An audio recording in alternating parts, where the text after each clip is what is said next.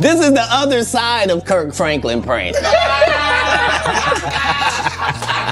This is the reckoning. 2024. All my life, been grinding all my life. Sacrifice, hustle paid the price. Want a slice, got to roll the dice. That's why all my life, I've been grinding all my life. Look, all my life, been grinding all my life. Sacrifice, hustle paid the price. Want a slice, got to roll the dice. That's why all my life, I've been grinding all my life. Hello, welcome to another episode of Club Shay Shay. I am your host, Shannon Sharp. I'm also the proprietor of Club Shay Shay, the guy that's stopping by for conversation and a drink today. Ladies and gentlemen, you're going to love him. Some call him the greatest, one of the greatest comedians, dead or alive. One of America's greatest entertainers, one of the funniest men on the planet, world-renowned, multi-talented, a comedy legend. He's the top touring comedian selling out arenas. He's a hilarious storyteller, Emmy award-winning actor, voice actor, rapper, writer, producer, director, icon, genius, a national treasure, philanthropist, humanitarian, social activist, a father, one of the great funny men of our generation and any generation, Mr. Katt Williams. Thank you, sir. How was that intro? Magnificent. You are magnificent at intros, and you did not skimp on mine. I appreciate it. Appreciate that. You know, anytime you come to Club Shay Shay, we have to toast. Yes. Bro, you've been doing it. I mean, you're one of the top one of the top touring comedians of all time. You already got started before we started taping. I did.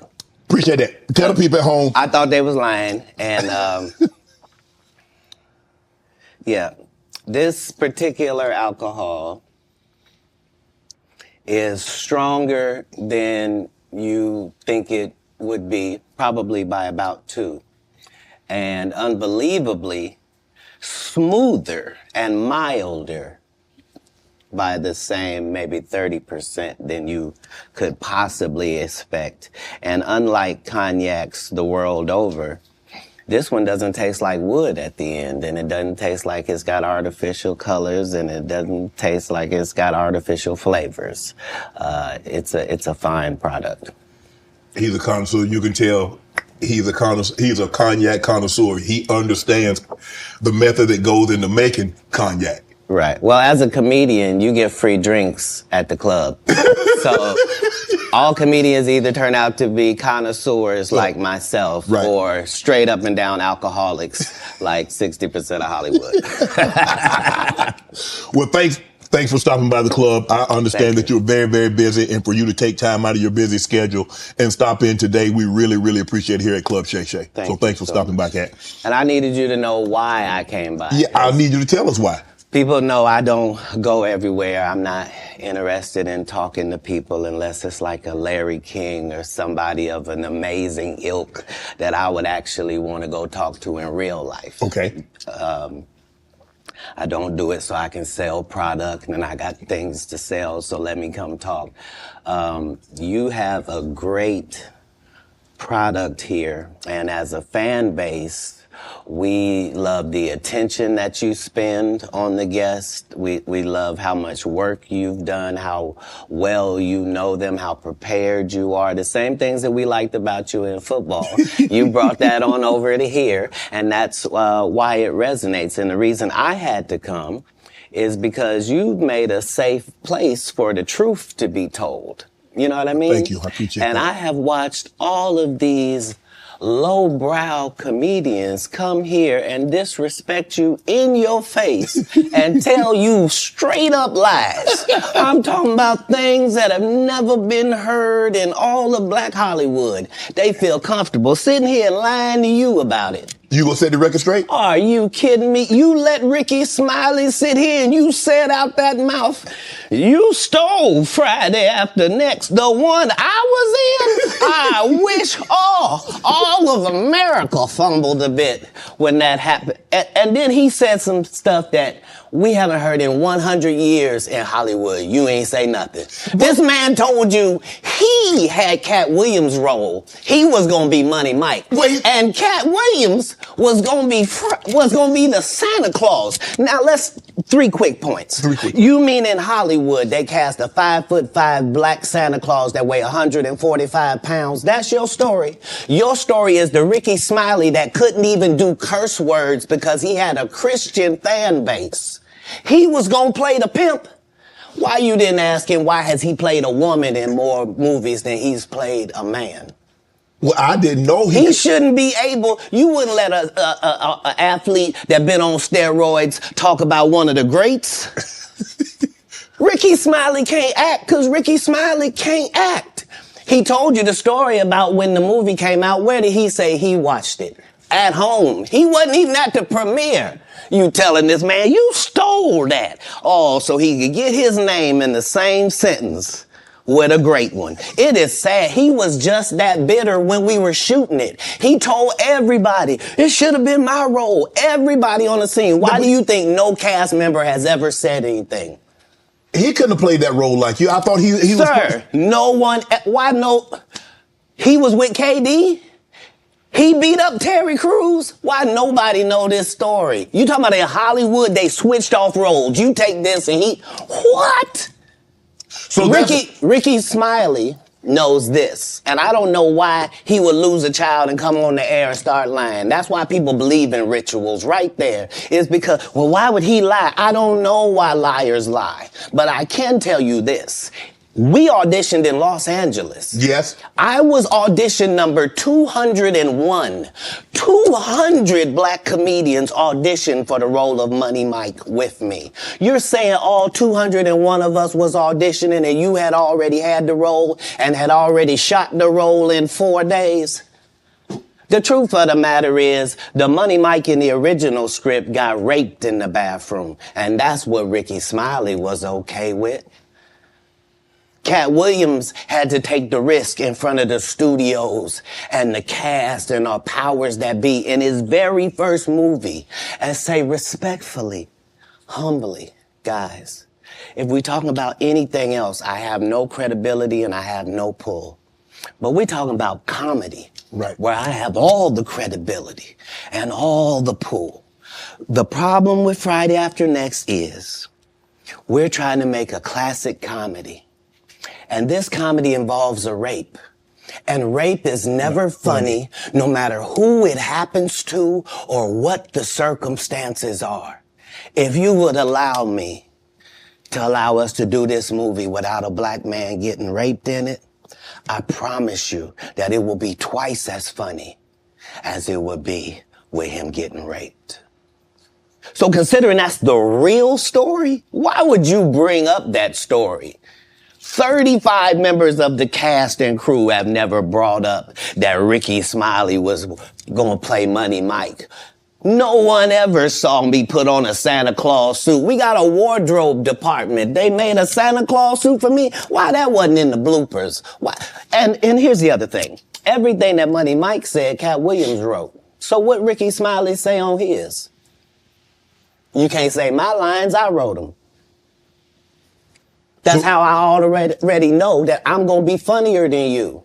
What he told everybody was, Katt Williams, don't nobody know who he is. I'm on the radio. I'm with Steve and Said. Everybody know me. That's what he told everybody that would listen to on the set. That's the truth of the matter. He was so egregious, not now, then. He was so egregious that, and Hollywood has never heard this in 100 years. He was so egregious, I put in my contract that I won't work with Ricky Smiley again unless he's in a dress. Now, what was Ricky Smiley's next movie? Was it First Sunday? Did he wear a dress in it? You bet he did. It's in my contract. Why would you put that in your contract, Katt? That's where he's a believable actor. Him and Tyler Perry can't play a man to save their life. They play good women, and I believe that the best actor should be in the best role. So that's why, because when we released that clip and he said that, you responded because he said he was supposed to play Money Mike and you were supposed to play Santa Claus. An outright lie. So that he knows is a lie. So why would he say it?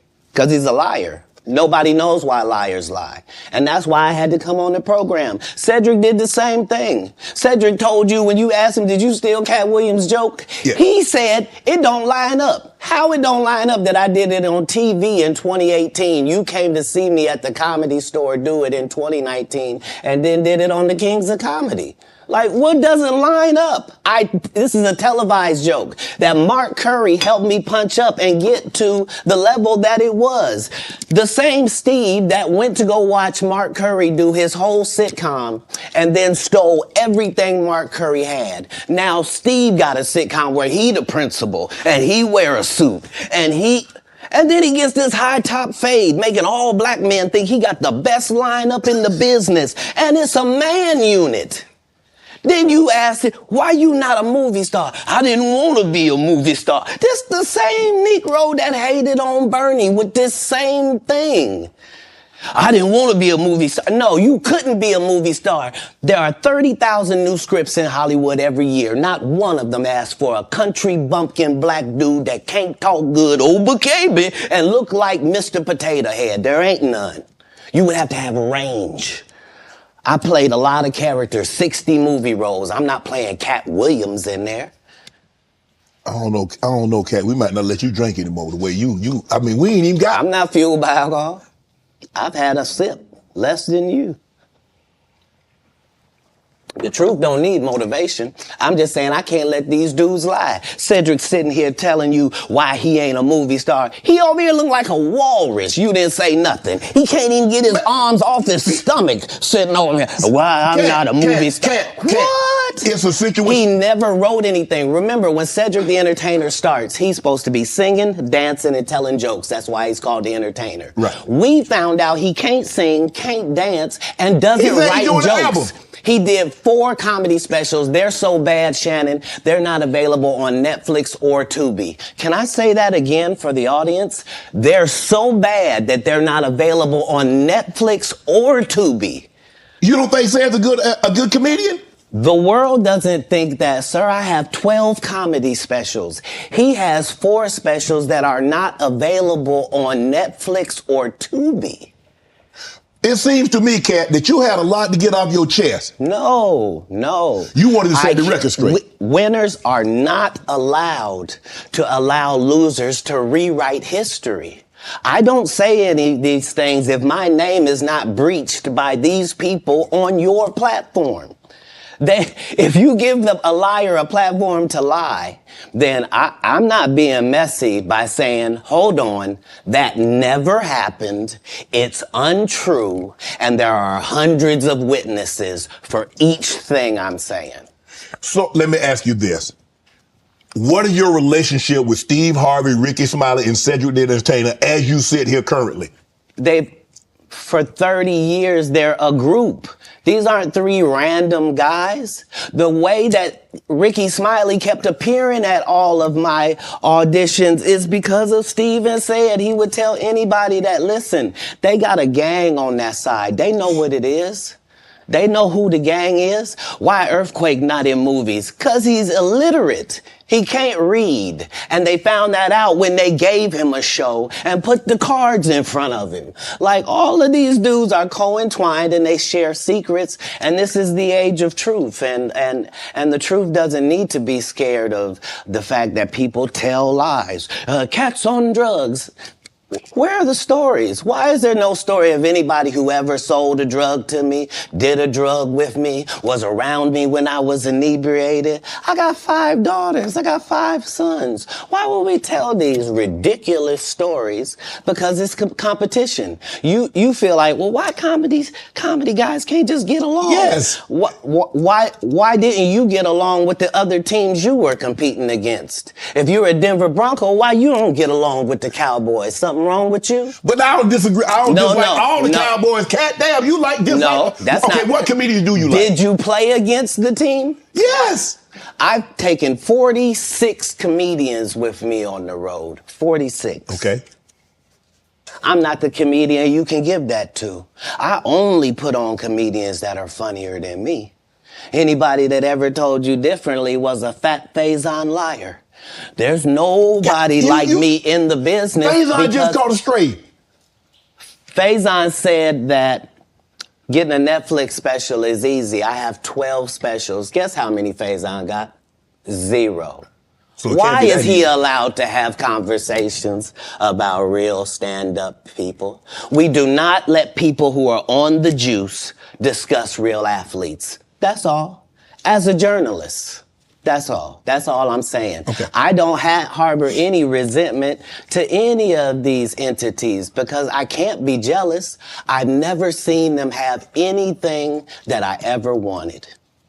If you sign up for their program, you get a light-skinned, weird-faced wife that never do an interview. Oh, man, come on. Listen, in 20 years, won't do an interview. Nobody's ever talked to her, and she's never been interviewed anywhere.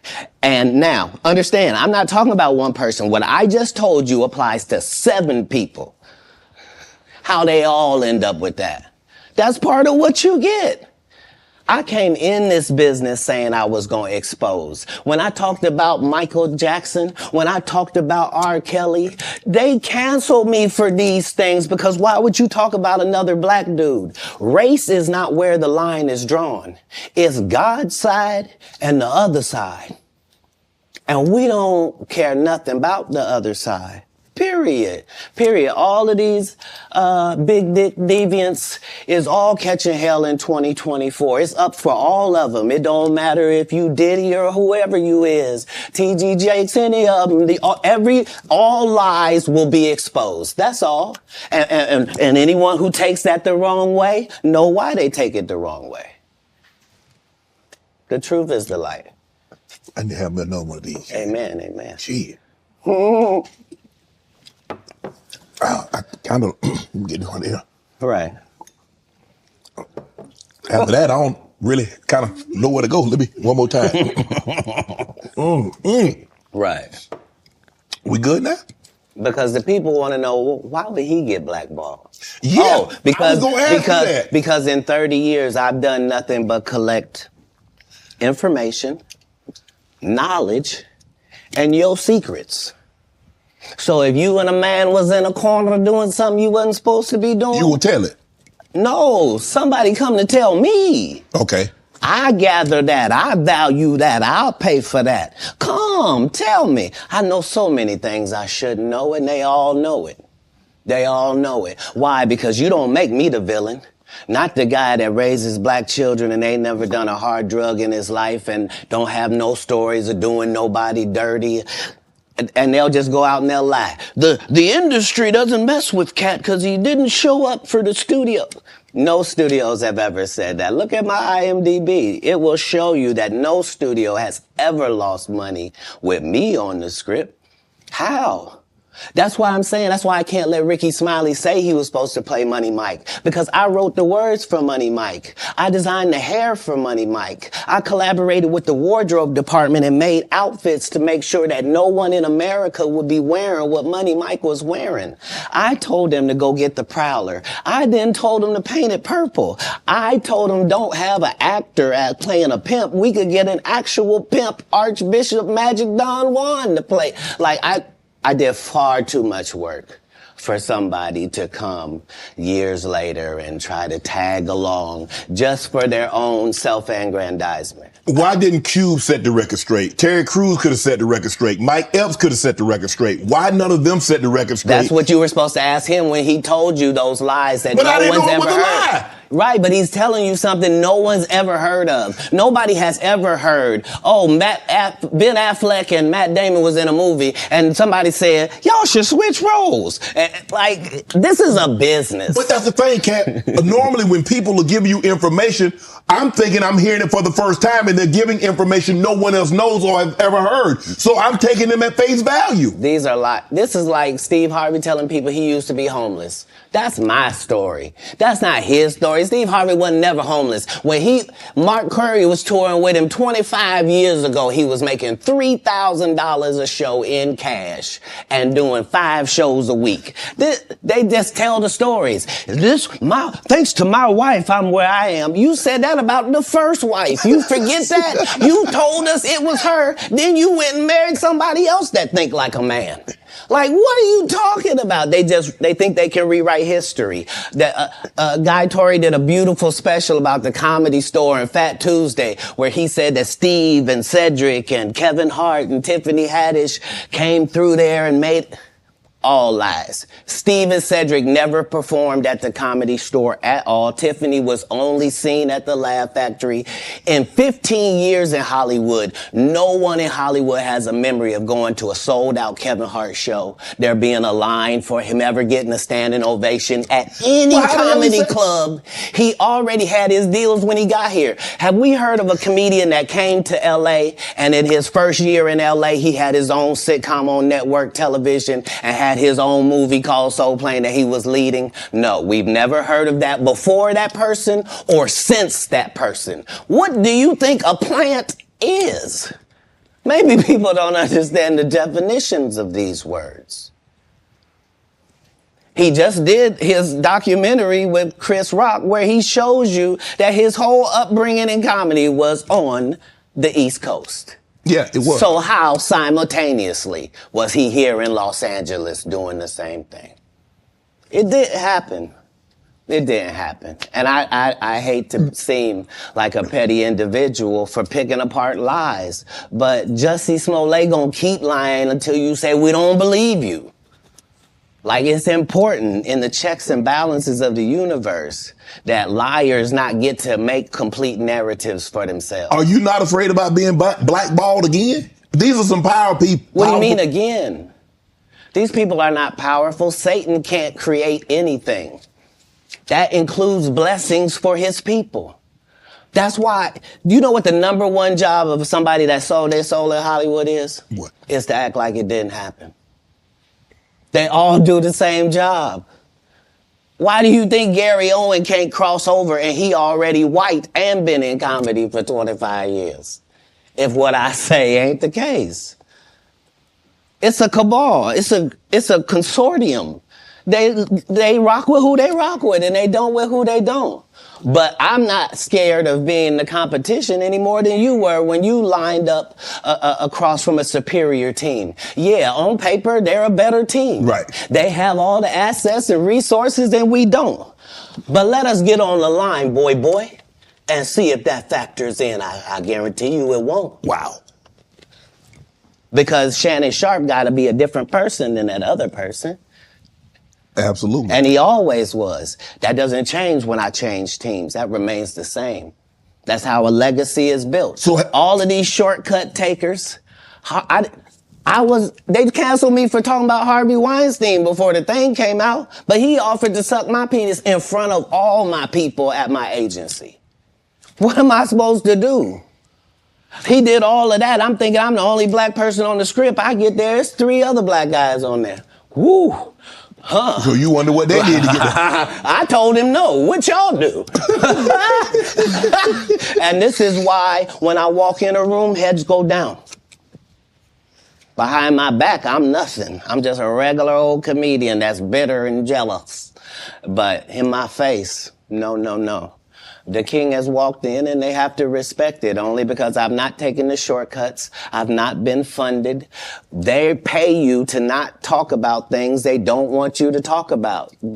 They tell you that themselves. I can't do that because Steve told you that he stopped doing stand-up because he had 7 TV shows. The only problem is when he stopped stand-up, he didn't have those 7 TV shows. He stopped stand-up because he got in a comedy battle called the Championship of Stand-Up Comedy with one Katt Williams in Detroit in front of 10,000 people and lost because Katt Williams said he was actually bald and that was a wig. And I went in and that's why he couldn't do stand-up anymore. Imagine him coming to tell you another story where he got so big and it was Bernie and them's fault because they wanted to be movie stars. What? You called Ocean 11 to get that nigga's part. What do you mean you didn't want to be a movie star? So on the behalf of Bernie, I would have to say what I have to say. Have you ever been on tour with any of these guys? Every guy I mentioned to you is not funny out there in real life. So no. Faison's never done his own tour in 30 years. Steve Harvey don't do stand-up no more. Cedric doesn't write. I'm sorry, he doesn't write. Ricky Smiley has been playing the same old black woman forever. Like, you can't get a young fan base with that. Like, you gotta be doing karaoke around the country to make that work. Right. And he is. But I'm a stand-up comedian. This is my 19th 100-city tour. I'm not gonna have a conversation with these lazy bums that'll take a shortcut at any point. Yes, it's easier for you to juice than to get in the gym. But you don't get to bring that body in here talking crazy. Talk about how good you look. What? No, there's too many comics out there that are putting their life on the line to tell these jokes, man. Okay. Let's get to your upbringing. We're going to circle back and we'll get some... I want to protect him real quick, because you had said for the Kings of Comedy, it was in 2018, 2019, but did you mean 1999? Because it came out in 2000, so I just want to make sure. No, I didn't. No. So what I meant to say was, remember, he said I couldn't do stand-up anymore. I had 7 TV shows. I said he didn't have any of those TV shows at the time. I know, you talking about Cedric. Joke stealing from Cedric. Cedric. Okay, So you had said that 2018, 2019, but it came out in 2000, so I just want to make sure. Okay, no. What comes out in 2000? The original Kings of Comedy. Right. I'm on BET's Comic View, and they're using this as the commercial in 1998. Okay. That's why I'm saying, yeah. So if I said the dates wrong, let's go back and clear that up. Okay. You said, I had Cedric on here, and I asked him about the joke stealing, and he said the timeline doesn't add up. Correct. To that point, you say. Right. So he thought that I was just a no-name comedian and that he could take this joke and nobody would know. Right. The issue was that I had already done this particular joke on BET's Comic View twice. Right. It had done so well on BET's Comic View that they had made it part of the commercial. So part of the commercial of make sure you tune in to BET was you seeing me doing this joke. Right. And this joke is one of those jokes in comedy where you set it up and it takes a little longer to set it up, takes about 3 minutes, but then you're just hitting them with jokes after that because you don't have to set it up. Right. Mark Curry had already helped me work on this joke because I thought it was good because I was getting a standing ovation on it. He had me go back in the lab and help me craft it to be an even more powerful joke.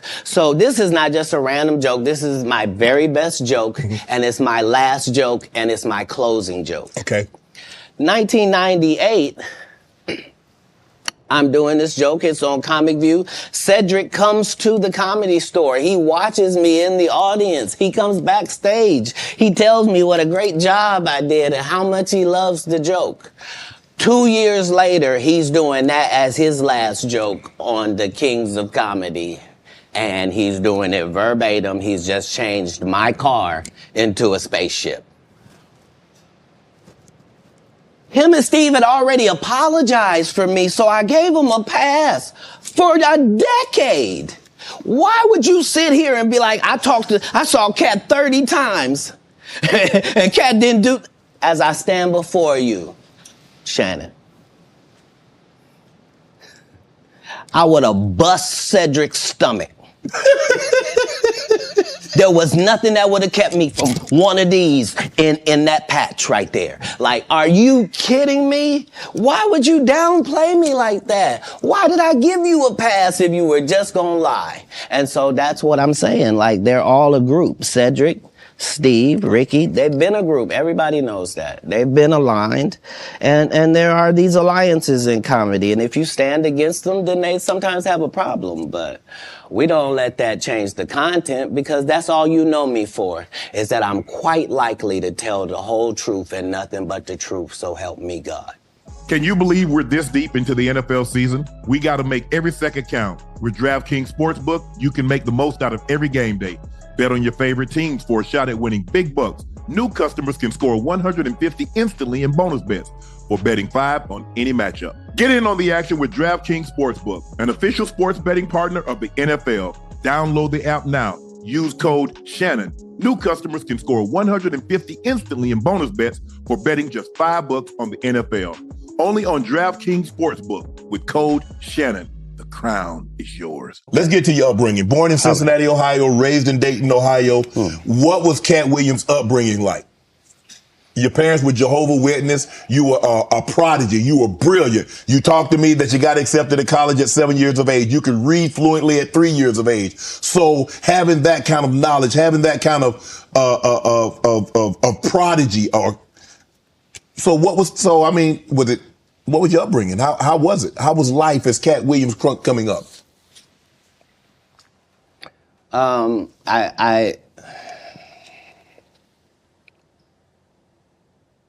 I was often confused because I knew things and I wasn't sure how I knew them. I knew things that I felt like I don't have a reason that I know this, but I love to read. I was voracious because they told me when I was young that knowledge was powerful. That knowledge was power, and I had studied powerful people, and I really believed that. I immediately.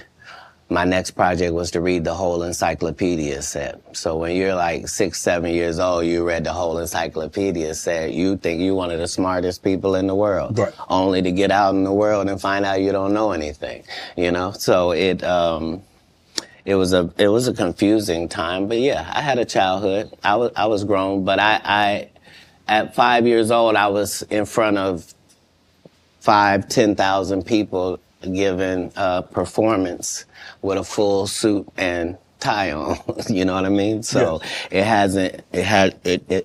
It came full circle for my life. I knew that the applause and the giving of information and laughs and truth to people somehow benefited them and also benefited you. And yeah, so when they would ask me what I wanted to be, everything that I would say that I wanted to be was something that didn't exist. And they would never give me credit for it because I needed to say a doctor or a lawyer, but that's not what I wanted to be. So your parents weren't as supportive as you would have hoped because you were wanting to be things when you got older that they had no knowledge of or it didn't exist at the time? No, it wasn't that. It was... I'm saying I'm almost 100 years old right now, but if we go outside right now, I can run a 4.340 or sub. I can do a 4.16 if I'm there's Jimmy John's across the street. We can order a sub. But you've been on the submarine. That what you sub? So back then it was even greater. So you got this guy that all the coaches want to play. Man, Cass, don't do that. Hold on, because I'm 5'5" in the 5th grade. I've been this high my whole life. Like there was a portion of school where I was one of the big dudes. Like as soon as everybody caught their growth spurt, I was out of there. But I'm saying I was a competitive individual. My father was an athlete. I can see that. Like, no, I've been 145 pounds my whole career. That's why I never bothered when they said, your cat's on drugs. I knew, how you gonna prove that? My body is a temple. I've been the same size since I was 10. Like, what do you? Yeah, like I haven't changed off this pivot foot. This has always been who I was before stand up or anything. But it was an interesting childhood. I appreciate my parents, even though I couldn't live within the religious frameworks of what they had set up. But that was more not wanting to live a double life and not want to embarrass my family. You know what I mean? Because I read where a form of punishment for you is that they would take books because you mentioned you were such a voracious reader. And a form of punishment was when they would take the books for them because you could read fluently. You told me how at like 3 or 4 years old you could read, not just a little child's book, but you could read. Well, I'm saying when we go to Haiti to do missionary work, understand that my mother and my father, nobody that's there with us speaks French. And it speaks Creole and reads French. So I'm in charge of everything, from the housing to the cars to the gardener. Like I'm saying, so I'm not just reading, I'm reading in multiple languages. Like How old are you at that I'm time? probably reading 3,000 books a year from the time that I'm 8 years old to the time that I'm 12. No fiction books at all. I'm only reading nonfiction. You could drive. At 12, you received a full scholarship to the National Science Academy in Dayton, Ohio, but you failed, so you would become ineligible. Why didn't you want to take that opportunity? I didn't see it as an opportunity. When I got in there, all the students were wearing lab coats, and it seemed very confined and restricted, and nobody seemed like they were having fun. It just seemed like everybody was smart. I didn't want that. That wasn't what I was signing up for at all. And plus, I thought that Jesus was my big homie. So you know how you get a story about a dude joined the gang and you get a big homie, right? Mm-hmm. Like at this particular point in my life, my thought is that the Bible is the greatest book that's ever been written. Okay. That it houses the truth, and that it gives you this story of Jesus, and that I'm supposed to be like him. Okay. So it's already in my head that as soon as I get 13, I'm leaving. You at 13, you don't only leave like, okay, Mom, I'm moving out. You moved from Ohio to Florida on your own. You weren't afraid. I mean, you like, did you? Hold on. Did you not have it? So what were you going to do when you got to Florida? Don't say I wasn't afraid. There's no such thing as a human being of not being afraid. Okay. There are certain human beings that understand that being afraid in no way stops you from doing what you got to do. Okay. So I was afraid, but I couldn't be that afraid because I knew what had happened with Jesus. I knew how it worked out. I knew that I wasn't in the wrong with how I was feeling, and I knew that I didn't have any bad intentions in it. Right. So I trusted God that it would work out. Why Florida? Because if you're raised in Ohio, the one thing on your list is, I'm gonna get away from snow, and I'm gonna get as far. I want to go. Tell me the place. I literally went to a truck stop and I asked all the truck drivers where they was going, and there was one guy going to California and there was one guy going to Florida, and they told me how long it was gonna take, and so that's why I ended up in Miami, because. How'd you get there? You caught a bus? No, I just told you. I was at the truck stop. So you hitchhiked? I didn't hitchhike. I got in the back of the dude's 18-wheeler, me and my Rottweiler puppy and my suitcase. Yeah, because I probably had $2,500 on me, like I was shoveling snow and cutting grass. Like I always had pockets full of money. When did you make the decision that you were going to leave Ohio and go somewhere? And it ended up being Florida. But when did you know that you were leaving Dayton, Ohio, going to Florida? In my father and I's last interaction, somebody could have not made it. And we both understood that was all bad. What was the disagreement about? If you say that my family is very religious, just say I'm not. So anything that I'm going to do is going to fall out of the guidelines. Right. But I'm not going to let you tell me what I'm going to be, especially if what you're saying is wrong. I can't condone wrong. And if I find out that something is wrong and I tell you it's wrong and you don't back me, that's what it is. Even as a young child, you were willing to tell your parents that some of the things that you're saying doesn't coincide with what I've been reading in the Bible. No, very simply. Don't try to disfellowship me for sexual acts and I'm a virgin. Sorry, God don't make mistakes. You don't get 2 times to fuck me over. What do you mean you went to God and he told you I was guilty? You just lied on God. So long. That's it. There's no conversation. Deuces. That's what it was. That's when you made the decision. After Yes. that conversation right there, you say, "Nah, I can't live under this roof." It wasn't a conversation. It was an altercation. In the altercation, I love my father. My father loved me. But we are 2 men at it. It'll never be the same again. You can't sleep comfortably around me. And I can't sleep comfortably around you. How similar are you to your father? I don't know. He's a great man. I'm saying, because it seems like y'all butted heads. Right, but I'm saying that generally happens with a father-son dynamic. It was just that religious relationships are always difficult in families. They always are. Before it got to the point, because the dynamic, he's father, you're son. Before that dynamic and you step up on his level and you challenge him, you felt it was best for you to leave. No. I'm not being challenged. I'm being beat to death. Oh, he was abusive. I didn't say that.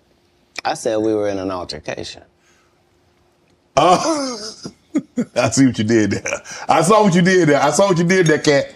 Yeah. I saw what you did. You was in an altercation. You didn't say you lost. You said you was in an altercation. I in no way gave you the impression that I won anything. I'm the one leaving. I'm out of bounds. This is his house. Right. Yeah. So as long as I'm going to be under his roof, there are certain things that I'm going to have to do. Right. And the only way that's going to change is either this or that.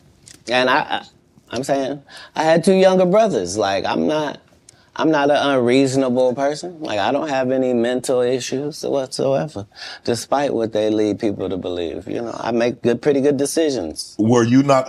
So how was their relationship with your father? Were you not afraid to leave them? Well, I asked because it went all the way to the actual department, so it was actually going to be something. And when I asked them if they could just make sure that my brothers didn't get separated and what have you, they said they couldn't make those type of guarantees, that they weren't really sure what would happen if this went down. And so part of leaving was the hope that it would be okay for them, because none of them experienced what I experienced. I'm saying I'm the oldest. It's a lot riding on me.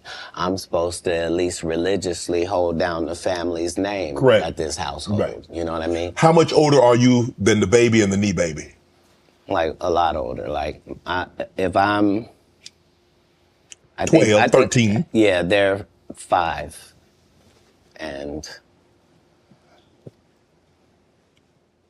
in Pampers. Wow.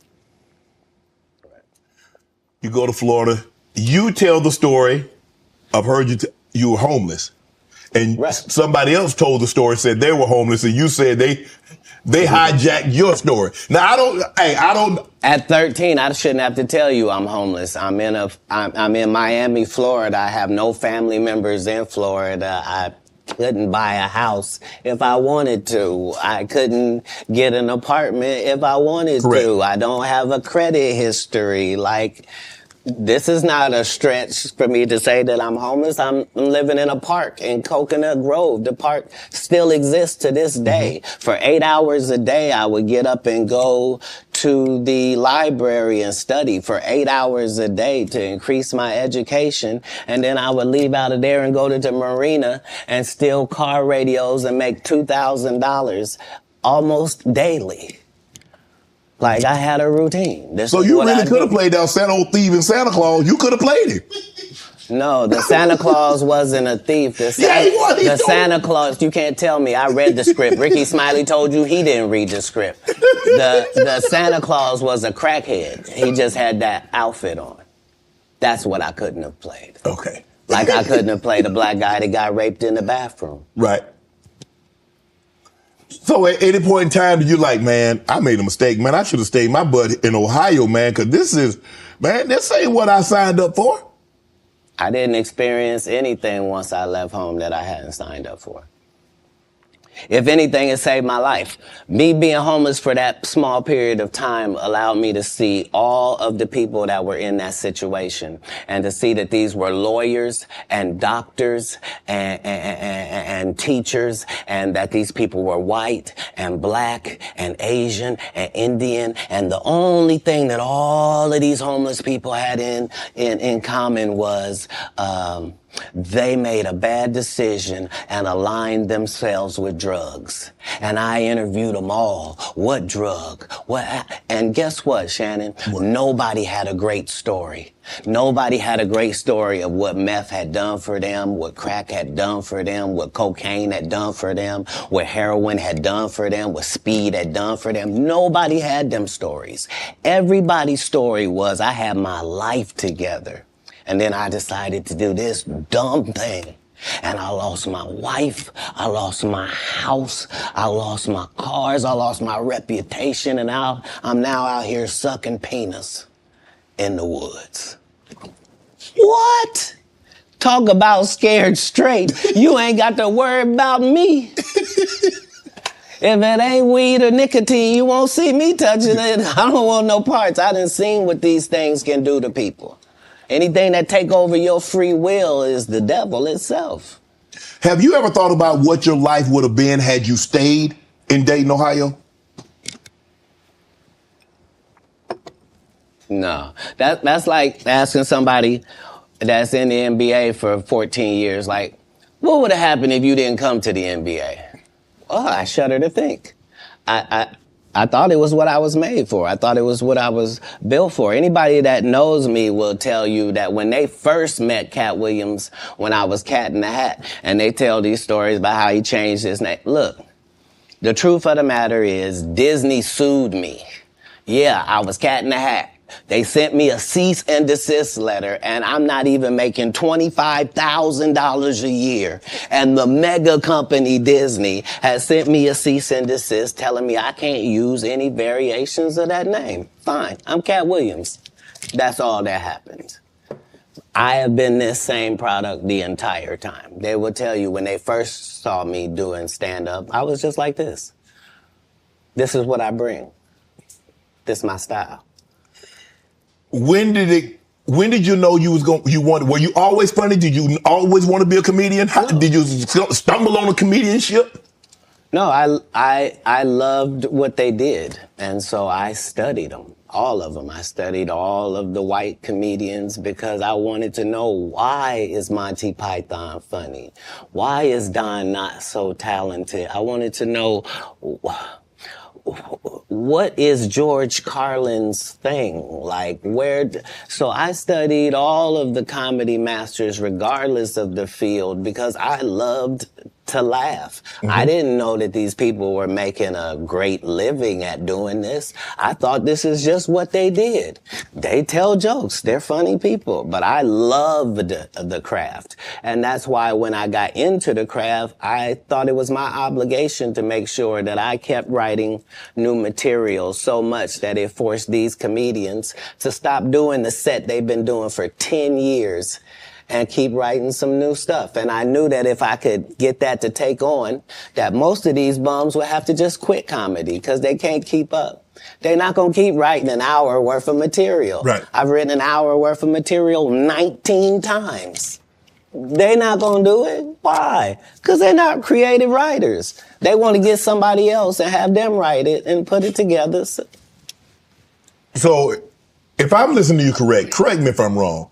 I think the best thing that ever happened was the internet, because now they have to. Because normally, like you said, you could do a set and you do that set in Kansas City. People ain't heard it in San Francisco. People ain't heard it in Miami. They ain't heard it in Detroit, Chicago, Atlanta, so forth and so on. Now you do a set, it's on the internet. Somebody heard it. So you can't do a set and make it last 3 months, 4 months. Well, it doesn't allow the regular comic the ability to grow is the real problem. Like, the part of comedy is me taking these jokes in January, and by March, I've begun to craft this joke. Okay. It's not as simple as it was. When I wrote it, it was just da-da-da-da-da.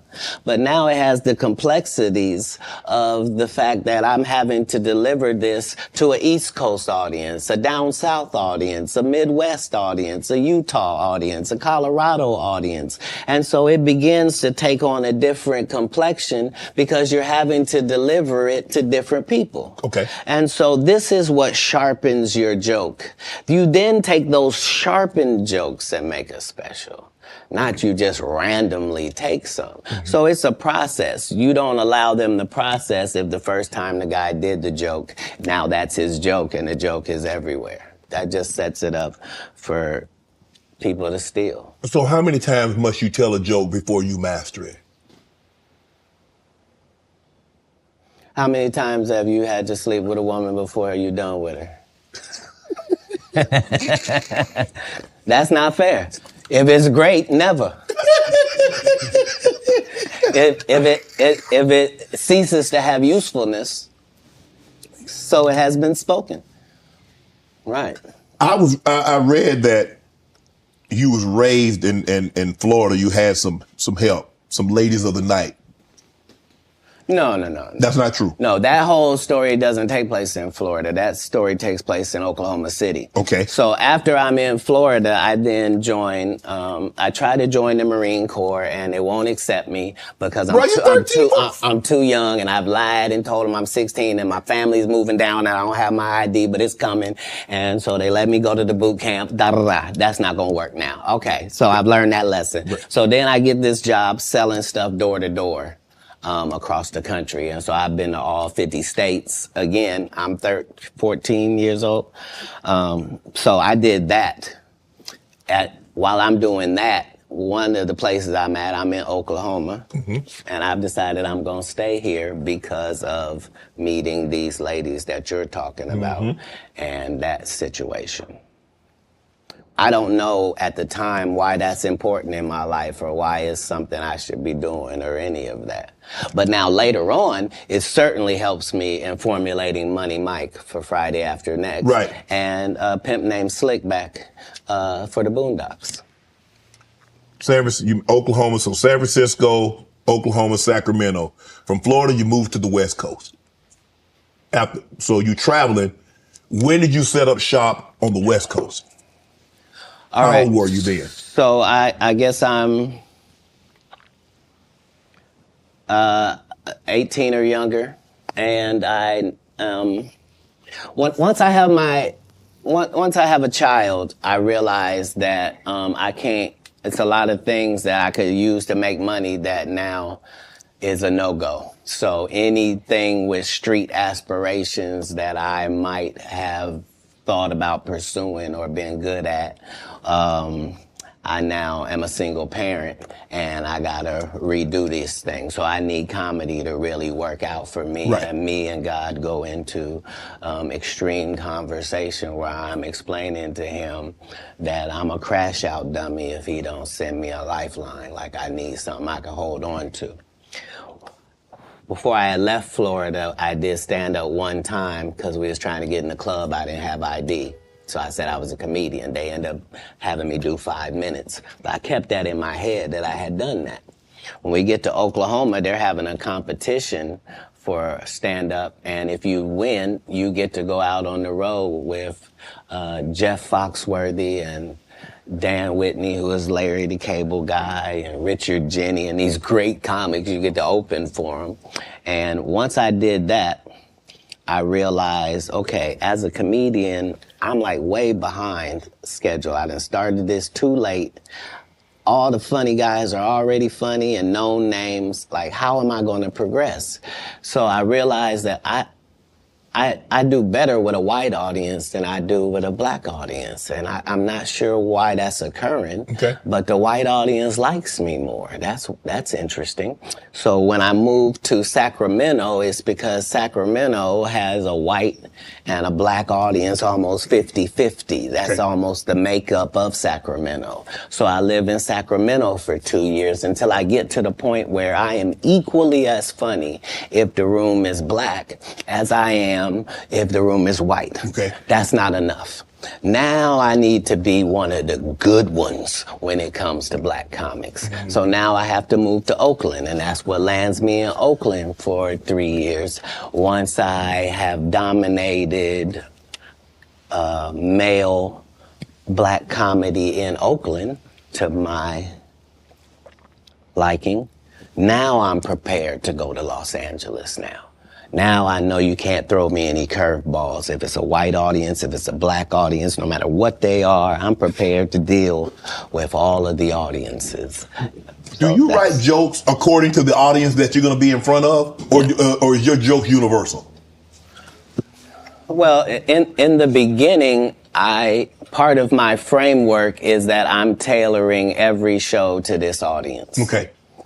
And that's how I was able to show my range and show that I was better than my competitors, is that I'm Katt Williams, but I was still doing clean comedy. So I was still going to churches and doing 45 minutes of stand-up at the church with no curse words, no sex, drug material, no none of that, just straight stand-up. And then I was doing everything else. And at the regular club. Yeah, that was the range, is that when in Rome, do as the Romans do. So that's how I started. But as you begin to get better, you begin to be able to speak to your entire fan base. And that's really what's been helpful, is that I've been having the same conversation with my fan base for 12 comedy specials. Is that what set Katt Williams apart, is your range? Is that you can do a comedy, do 45 minutes in the church. I can go to a comedy club in front of 250, or I can go into an arena with 15,000. That's range, because everybody can't do that, Katt. Well, if that's what range is called, then yeah, it's range. But I like the people I'm talking to. You see what I'm saying? So it's not like it can't be condescending, because I'm talking to my white male friend when I'm telling that white joke. Right. When I'm talking about this joke about this black lady, I know that black lady. That's who I'm talking to. I'm speaking to this fan base that I've been speaking to from the beginning.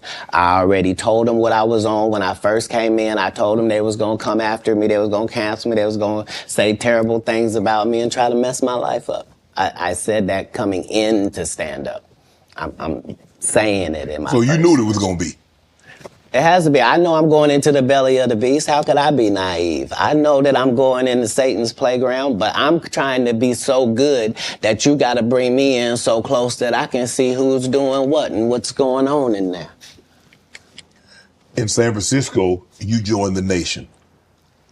I was never in San Francisco. I was in Oakland. You was in Oakland. Did you join the Nation? Is that?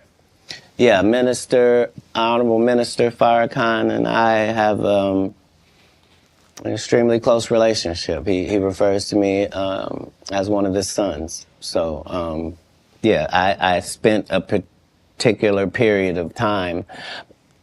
Let me explain.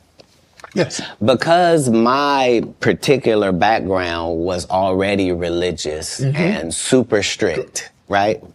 I didn't find out about other religions by reading about them. I went to their religion. I don't want to learn from Jewish people from outside. I want to be in a synagogue. I don't want to learn about Muslim people I want to be in a mosque. I don't want to hear about the Baptist or the Pentecostal. I want to go to their church and see.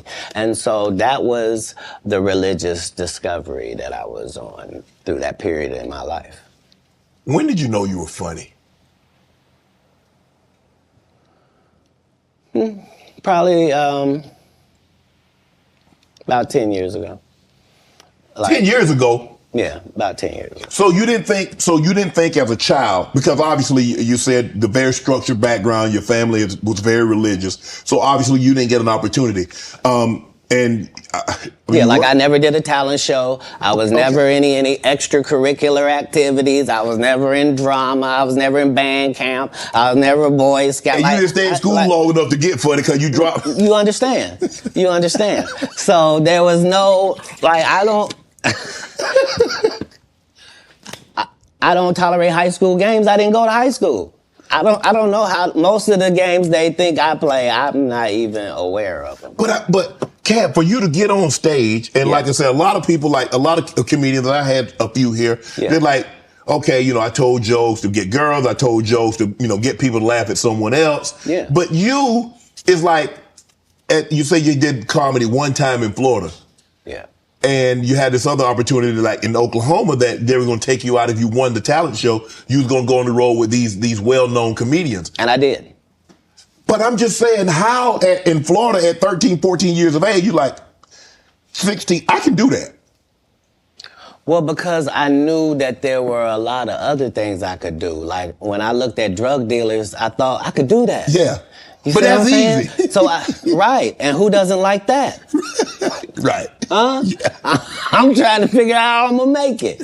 But now that I gotta do it on this side, but no, your question was, when did I think I was funny? I never was my biggest fan. To this day, I'm not the biggest fan. I'm a fan of comedy. I like great comedians. Like, I like Chappelle. I like Patrice O'Neal. Like, I like the greats of comedy because I do. Like, I like Ron White. I like Bill Engvall. Like, I know comics. Like, people that did the craft, they raised me. I was touring with Steve Marmel and Richard Jenny and real journeymen. Mm-hmm. So my comedy upbringing was standard. I thought you had to work all night, every night, all around the country, and you had to write jokes, and that you were trying to write jokes that other people weren't writing, and that your job was to be funnier. Like, people that know me will tell you, I've been on this. Like, I had a list of all the black comedians that were more famous than me. There was 300 of them on the list, and I had to be able to cross them all out before I could make it to the next level, before I felt like I was funny enough to do that. And so I appreciate what competition does for sports and for my particular sport. And comedy is a sport. What gave you the confidence that you could get on stage? You remember, I was 5 years old on stage. Okay. So performing in front of people was no problem. But I was reiterating God's word at that point. Oh. Now, I just have to make sure that the content is good. If the content is good, what part can I not do? I'm a vessel. He's given me these gifts to be able to do certain things. So I just want to utilize them in my craft. That's all. Do you remember your first set? Mm-hmm. How long? 5, 10 minutes? No. I think 3 minutes. 3 minutes? Yeah. Standing ovation, boos, some applause, some jeers? No, none of that. They applauded like I was a professional at it. But now looking back, I understand. Because you gotta understand, they were all thinking, he don't even look old enough to be in here. And we don't have any black guys that live in this town. Right. Where did he come from? And then he gets up there, and for 3 minutes, he's talking about the fact that he is the entire black community. Right. And he is as disappointed in them. It looked like they looking for where the rest of them is. And so is he. And that was his set. But I understood from that point that the truth is really the commodity, and the fact that we are all individuals and all separate and all our own islands, but not in real life. In real life, it's only 5 or 6 different types of people, and you're gonna see them everywhere that you go. And all my enemies all look the same in the eyes, whether it's Faison, Wanda, Aries Spears, they all look like... Man, what you got against Wanda Sykes? You think I don't remember that? Sir?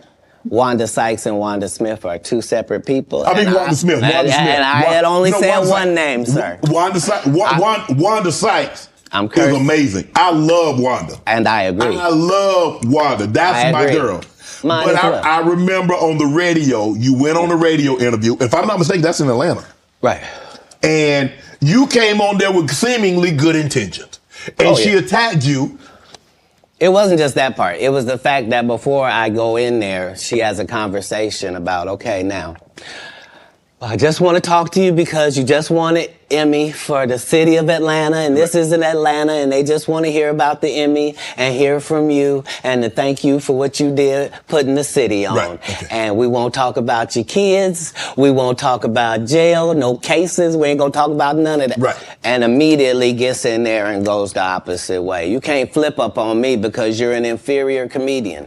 I'm going to destroy you, and I'm never going to call you out of your name. I'm never going to say anything disrespectful to people that look like you. It's a very thin line. I got a call, but this lady is trying to embarrass me in front of a largely homosexual fan base. That's why she got canceled.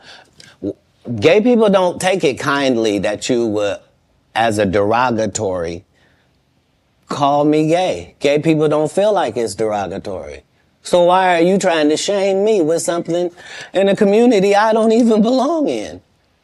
There's no gay people saying I belong over there or been over there. You did, but I have no hatred of over there, and how dare you? You did a number on it, though. Hey. You did a number on it. That's legendary. No, you either believe in karma or you don't.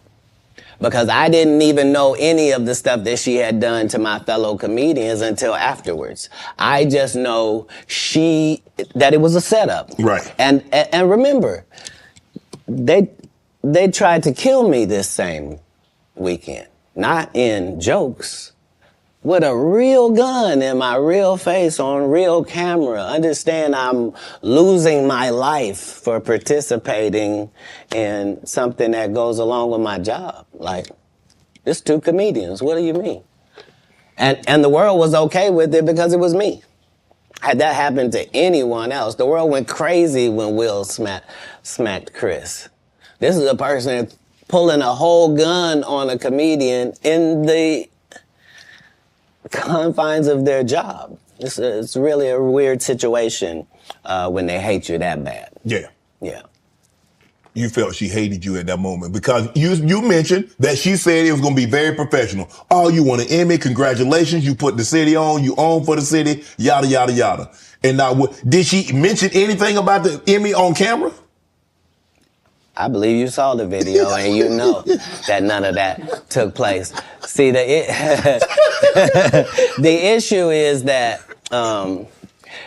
all the comedians have to come do these radio stations because you have to sell your tickets. And so that means you have to go to the radio station. Yes. I don't go to the radio station and I don't make posts to sell tickets. I just don't. So you've not seen me. I'm not here in some subservient position where somebody sent me over. You here out of the kindness of your heart. You are. No, I'm saying in the interview situation. Yes. Yeah, right. For sure. Yeah, and this person knew I wasn't there for that But how hard, because you have to understand, she is a female. And so you have to be careful. You have to handle her with kid gloves. Sir. You want to go ahead and take that out? You don't want to be against equality, do you? No. What you just said was very unequal, sir. But I think maybe you've had enough of this. Because I think I just heard you say that women are not equal and should be treated unequally. They want to be treated You mean equal. as a comedian? No. Listen, you understand and I understand. Yeah. In certain situations, they want to be treated equal. Not all situations. And what part of what you saw her get? She deserved everything you gave her. What part would have been different if she was a man? It would have just been more vicious. Yeah, that's my point. I took all the vicious and venom away because I didn't have any. Plus, I understood. I'm not trying to offend black women with short hair. I'm not trying to offend heavyset women.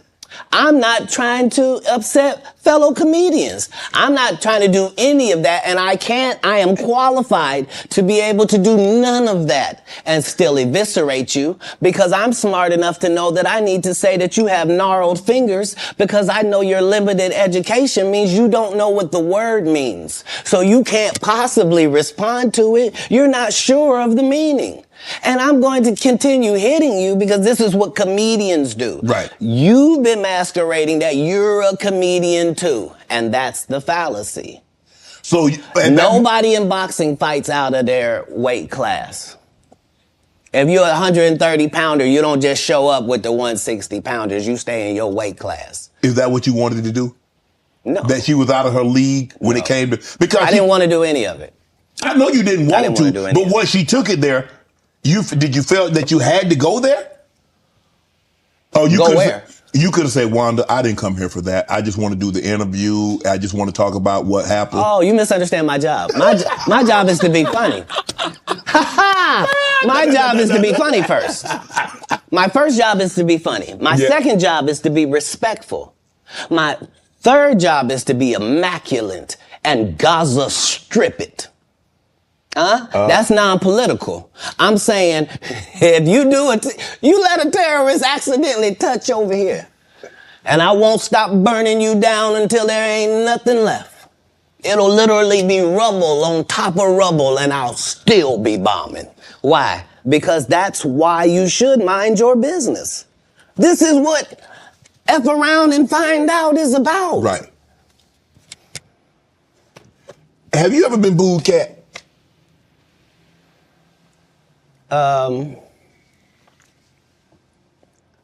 Yes. Yeah. I have. What was that feeling like? Did it like want to give up? Because because when you have, I don't know how early it was in your career. Obviously, it hadn't been I don't think it's in the last decade because you've been immaculate. Have you ever dropped a pass? I have. I've been booed too. You know the little segment between everything is fine and I got it, and then you noticing where it is now? Mm-hmm. Yeah, it's that. The thing about, as a comedian, the audience's opinion is the only opinion that matters, not you, the writer, not none of that. And so I don't think any comedian has ever been booed unnecessarily either. They deserve it. Oh yeah. I'm saying, what do they say when a guy shoots the air ball in the NBA? They say air ball to make sure everybody knows. But again, he still got to get back on D. Right. Like the game didn't end. He don't get to throw his hands up and sulk. Right. That's supposed to be used as a learning experience. Most comedians don't get booed enough.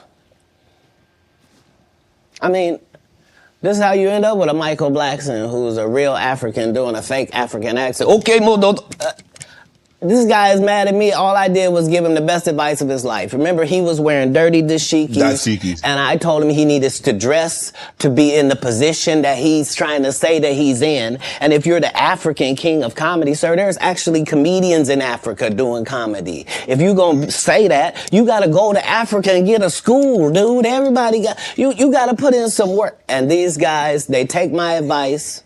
They change their whole persona. And then they hate me for it. And generally, I'm just too big to comment or make a statement about it or do a live or any of that. But when it gets to be a whole grouping of these guys, I got to come and talk to Shannon. I got to lay it down at the altar. You know every comedian. This is the other side of Kirk Franklin praying. This is the reckoning. 2024. The reckoning. You watch that. You know every comedian that's been on my show. You watched every episode. That's not what you said. You said I know every comedian. You know every comedian. You're limiting me.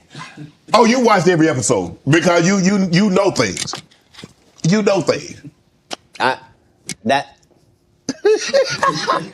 That's always where I'm trying to come from, whether it's comedic or otherwise. That's why even if you see me get arrested 10 times in a row on TV, as a fan of mine, you can be like, he finna be right out.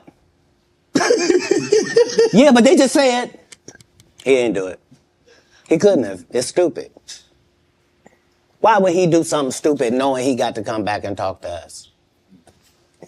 Nah, they respect that every time it happens, I'm going to be free as a bird sitting out here talking to you about it, that it really was what I said it was. That's all.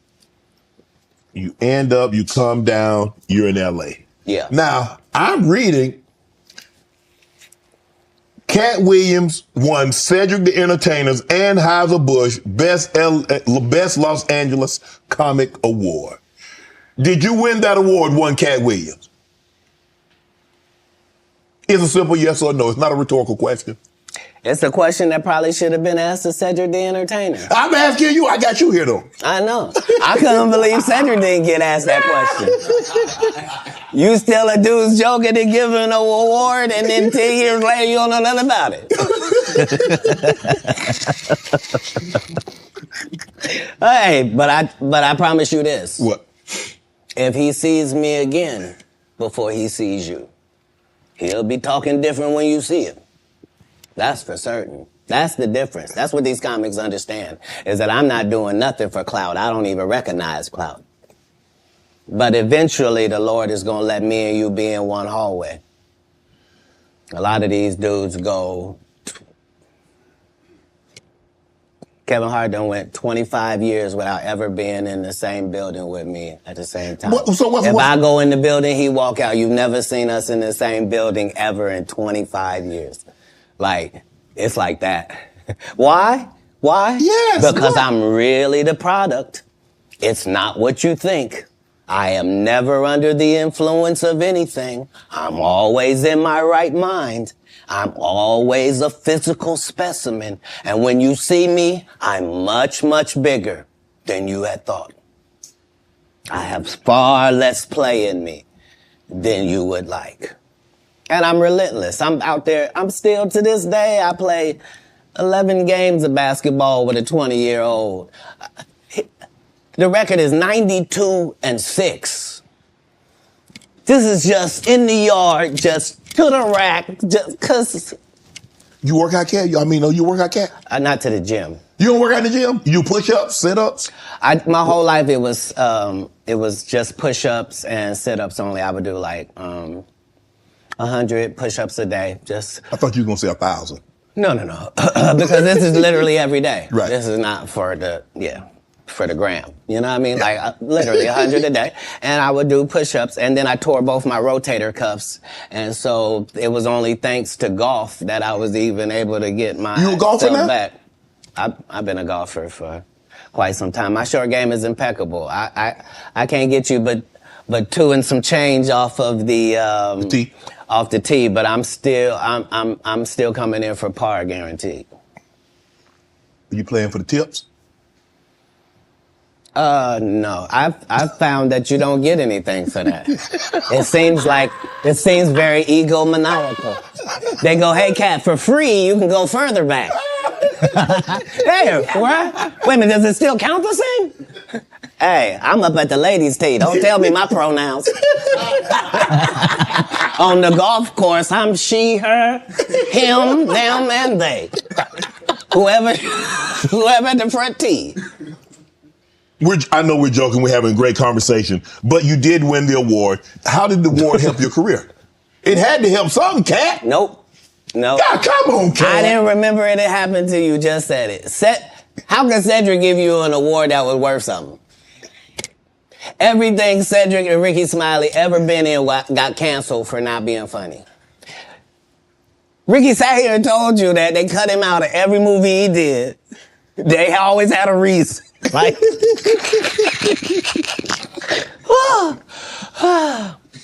that's why I'm funny, because I'm a happy person. I laugh all day long. I can't even imagine the misery of these bums. Just to not be good at what you do, not work hard at what you do, but have to act like you the best at what you do. It is crazy. It's crazy. But they be touring, they be doing like 100 shows a year? That's me. I don't run into none of them. That's what I'm saying. If you a Faison Love fan, you mean you've been a fan of him for 32 years, you still waiting on him to do his first special? You mean to tell me if Steve Harvey, your favorite comedian, you mean you've been waiting for him to do stand-up for 15 years now? I mean, Steve got a lot of other DL's still out there. None of those irons matter to stand-up. Who cares that they wrote a placard for you to do Family Feud on? Like, you're successful because we're surprised you can talk for a living and it's entertaining that you're going to say some funny country things.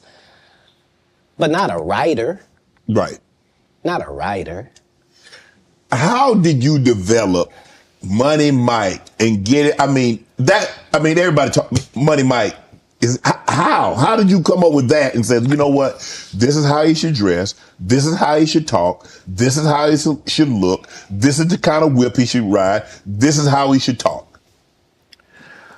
So if you'll remember that was my first movie, just understand that what I did then, I've done with every single role, whether it was an Emmy-winning role or whether it wasn't, whether I was playing somebody homeless, whether I was playing a dirty vagabond on Atlanta, whether it was an eccentric guy in First Sunday, regardless of what the role is, the first thing I do is erase me from it. Okay. So anything that I would naturally do, that's what I'm not going to do because I'm playing a different character. You're playing the character. Okay. Right.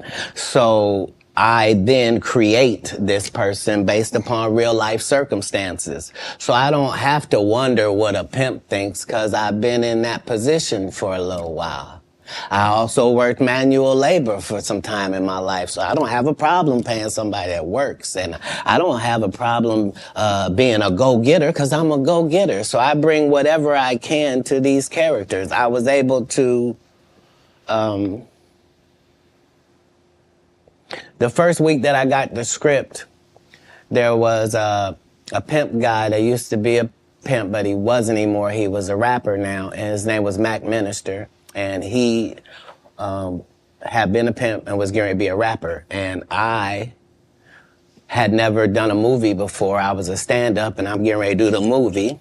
And so I was able to craft what a real pimp was like, what was too much. I didn't want to be stereotypical. Right. I did the research. I saw how many times people played pimps, and they were always... It was always something weird about them, I guess, because it's a weird job. You know what I mean? Right. And I wanted somebody that didn't seem like none of that. That he really thought it was a business and treated it like that. And so, you know, adding those levels to acting is what all actors do if they're not Steve or Cedric or Ricky. Like, you're trying to create a character. You can't just be Faison in every movie. Like, you're just gonna take your shirt off on every movie? Like, why does it say that in your script? Man, let Big Worm live. Let him breathe, Katt. Let Big Worm breathe. Stall him out now.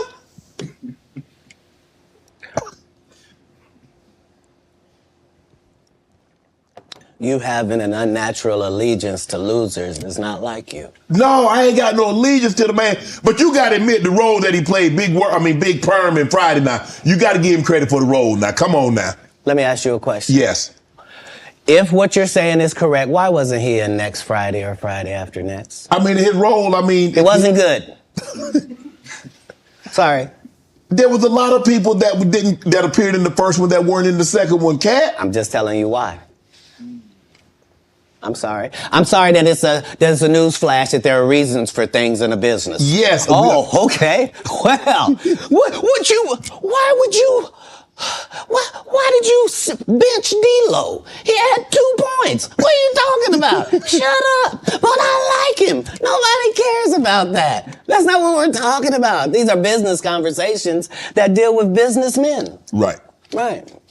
When you're good at something, you should progress. The guys that are not as good, they should fall down by the wayside. That's natural.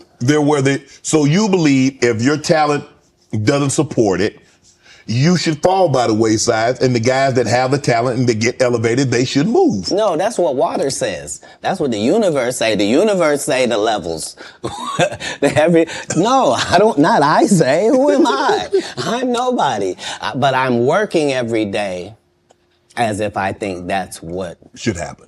Is how it should be. And I'm choosing comedians that also write and work hard and don't steal other people's material. And I'm making sure that they all make $300,000 a season. And I'm making sure that they're not ever signed to me or my conglomerate. And that's why they're successful. No, you can work with me and still be an independent businessman, boss owner like you came in. Right. I don't need you to be subservient to me. That's those other guys that make you pay dues. You said earlier that you rewrote a lot of what Money Mike was to say and how he behaved. So they allowed you the freedom, the liberty to ad lib. How much? Would they allow you to just make an interception if didn't nobody talk about it? As a football player, if the ball come your way, can you just grab it? Can you make an interception anytime? Are you allowed to pick up any fumble? You can do any hustling, right? Oh, okay. Same here. Same here. But here's the thing, though. Even as an offensive player, they might let me ad lib once I get a couple of years under my belt. They wouldn't let me ad lib as a rookie. That was your first movie. I told you the conversation in my first movie, just because I am committed to laughs. The only way I made it past those 300 comedians, I didn't tell you this. What it required is I had to watch all 300 comedians 10 times a piece. I watched your set 10 times of you performing, whoever you were, and then I counted how many laughs you got every time you did these amount of minutes. So if you told me this comedian and told me he did 30 minutes, I could tell you that he got 26 laughs in that 30 minutes because I had done the numbers on everybody. So I didn't just say I was funnier. I knew I was funnier than the comic you liked, and I could tell you how many jokes funnier I was, because that's how we judge stand-up. You do 15 minutes, I do 15 minutes. How do I know I'm funnier than you? Because you got 6 laughs and I got 16. I'm almost 3 times better than you, low-key boy. But I'm never gonna tell you the formula. So you gonna keep just going out there telling jokes. Now understand that psychologically, the audience by 10 years is convinced that I'm funnier than you. They just don't know why. Because I'm putting out more content, better. I had Terry Crews on here. He said at the time that you did the movie, you were homeless. Is that true?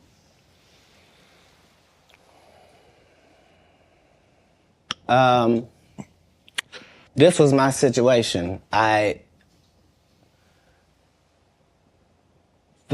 months prior to me getting this first audition for Friday After Next, I got this baby son. I'm holding him up above me. He grabs my little chain. He's playing with it, and he accidentally drops it. It breaks out my front 2 teeth. I'm in a situation now where when I go to the dentist, they telling me this gonna cost thousands and thousands of dollars to fix this right. They not telling me what it's gonna look like. I go get an estimate with no money involved, find out what I need to do. They find out you got a tumor in your upper jaw, so we're gonna have to do a whole surgery for you. It's gonna be 100 bands. I don't have it. And I'm only gonna have this check from this movie. So while I'm doing this movie, we live in this trailer. This is where we live. So when they come to work at 5 in the morning, we already there. When they leave at night, we still there. We just double back because we understood that this is our one opportunity. And we have this opportunity to change our lives, just like a young man going for the draft. Right. We can actually get in the league with this. There are 30 comedians on this cast. They're all magnificent. This is the holy grail of the situation. So yeah, I was able to make sure that, because it wasn't just my first movie, it was K.D. Albert's first movie, it was Terry Crews' first movie. Absolutely. I was the leader of this group, which meant that we didn't do their rehearsals, they did rehearsal, we did our own rehearsals daily to make sure that we were at the level of professional actors, which is what made it so egregious, that guy. Saying, you were supposed to what? Katt, he did have a good part in the movie, man. The Santa Claus was funny, man. The dude said the entire time we were filming, I can't play this role. They got a bandana over my nose and my mouth. My family not even gonna know who this is. So yeah, tell your story. Terry Crews also said that you guys had a lot of conversation, that this was your opportunity and you needed to seize this moment. Terry had the benefit of having been in some very high-profile situations already and took L's. Mm-hmm. Like, he had been in the league, you know what I mean? He had done pro wrestling. He had done a lot of things. He had been televised in some things that hadn't worked. Right. And this was just fortuitous for him. And now you know what nobody has ever said in the whole industry in 20 years about, you know, the whole Money Mike not getting raped in the bathroom. Right. So I understood going in that there's no reason. I lost for a 5-year period, every single movie that Kevin Hart did was a movie that had been on my desk, that all I had said was, just, can we take some of this step and fetch it shit out? And then I can do it. Like, it don't need to be overtly homosexual, because I'm not homosexual, right? It doesn't need that to be funny, right? And me saying that and them going, oh yeah, no problem. And then going to give it to this other guy and having him do it just like it was. And acting like I'm a bad person because I keep standing on my standard. But, yeah, it's interesting, but I wouldn't change it for the world. Like, again, I'm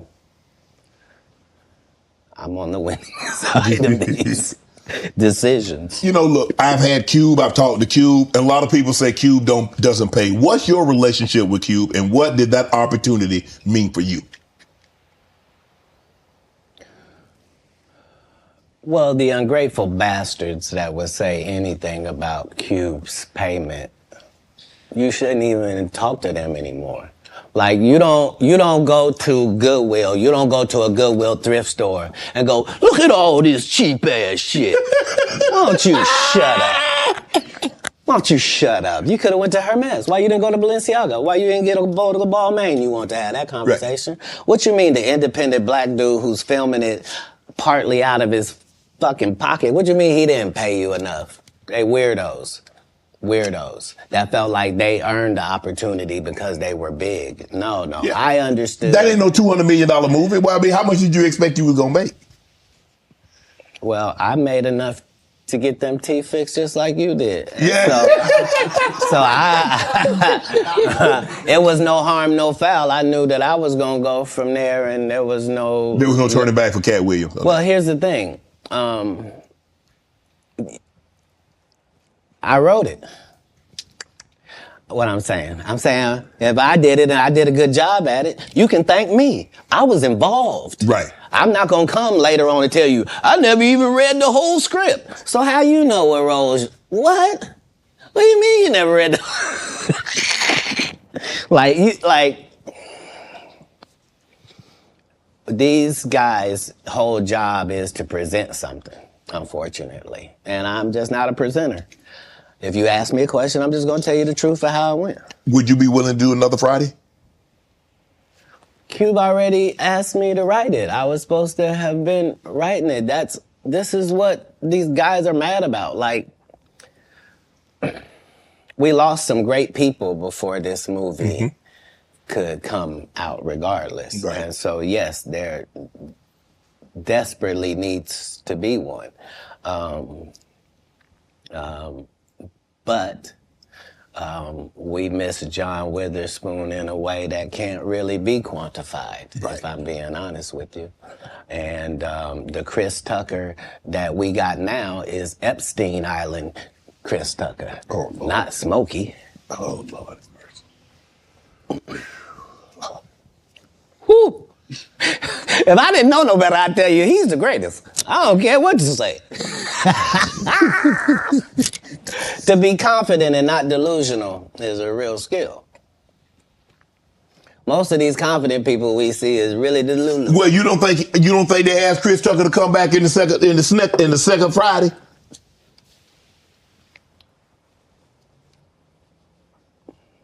Smokey was all in Smokey. There ain't no Friday without Smokey.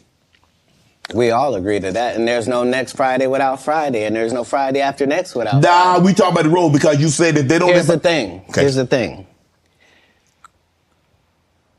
Chris was allowed to make the decision. At the time that this is happening, Katt Williams is known for smoking weed. Willie Nelson is known for smoking weed. Right. Snoop's known for smoking weed, but none of us is really known except Willie. And I'm saying...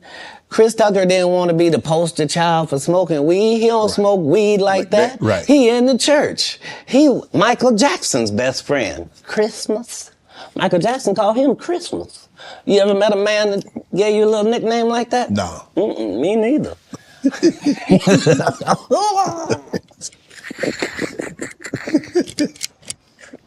Must be the greatest. Man, I ain't gonna be able to get nobody back. I ain't gonna be able to get no more comedians. They all coming. No, they ain't. Are you kidding? Nah. Hey, I A promise good thing you. I done got all the rest of them. I done got the ones. I promise you, everybody trying to double back. You're gonna be having to beat them off with a stick. You gonna let him? They're coming. Much as. You on Def Comedy Jam, Comic View. What were those experiences like? What do you remember most about Def Comedy Jam and Comic View? Comic View was everything. Comic View was really the break, and not Friday After Next, just because Comic View was just 3,000 of your stand-up peers, and we just throw sets of all of them up there, and we see who the audience likes. Who do they like? And it was a great wild, wild west time to be involved in comedy. And the same is true for Def Jam, because hip-hop was a fad at one time, and hip-hop ain't gonna last, and why are you doing that? And that's how it was for blue comedy. If you were a comedian that cussed, you were ridiculed by the mainstream comedy geist. That would be like me being on Joe Rogan. Joe don't want me on there. I need to be on Shannon. Joe got 6 comedians that never been funny. He want to push out. But that's really how it is. I'm so sorry I'm competitive. You an athlete, right? I can tell. You understand. Will there ever be another Comic View, Def Comedy Jam? Could that, in today, in 24, 25, 26, could we see that again? They've already announced it. It's already going. You didn't know? Yeah, Kevin Hart purchased it, so he's now doing Comic View. That happened at the same time that they gave DC Young Fly Hollywood Squares. Where? Yeah, because they tell you that there's no gatekeepers, but we keep seeing the same people open the gate. Didn't Kevin open the gate and let Tiffany in? Ain't he now opening it up for... Don't such and such open the gate? What do you mean ain't no gatekeepers? There's 100 gates out here. Would you? Everyone I've seen got a keeper. Would you have wanted to do Comic View or Def Comedy Jam? Would you have wanted to be? I think we just mentioned I did them both. No, I'm saying he purchased the rights and refranchise it. Nope. They didn't offer it to me anyway.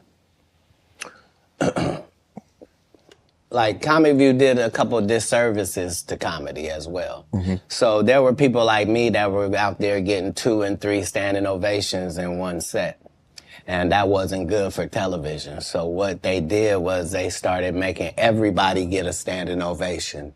So they would tell the audience, when they get off stage, everybody get up and cheer. And so now the fact that I'm the only one out there going to get standing ovations is now making people think everybody get a standing ovation. And that's not how comedy is. So I understood why that couldn't go anymore, because remember, Ricky Smiley sat right here and told you a story about how he performed with Mike Epps and Katt Williams when he did Comic View, and to let him tell it, he was funnier than both. My name Lil Dow. You're talking about the special needs. That's good. That's a different time. That's some clever material. That was a different time, Katt. No, it wasn't. It was the time I was there. But I'm saying... That time, this time, same times. No, but I'm saying... Just like people that tell you the Egyptians, they not black. Egypt is in Africa, folks. As long as Egypt is in Africa, then Egyptians are African.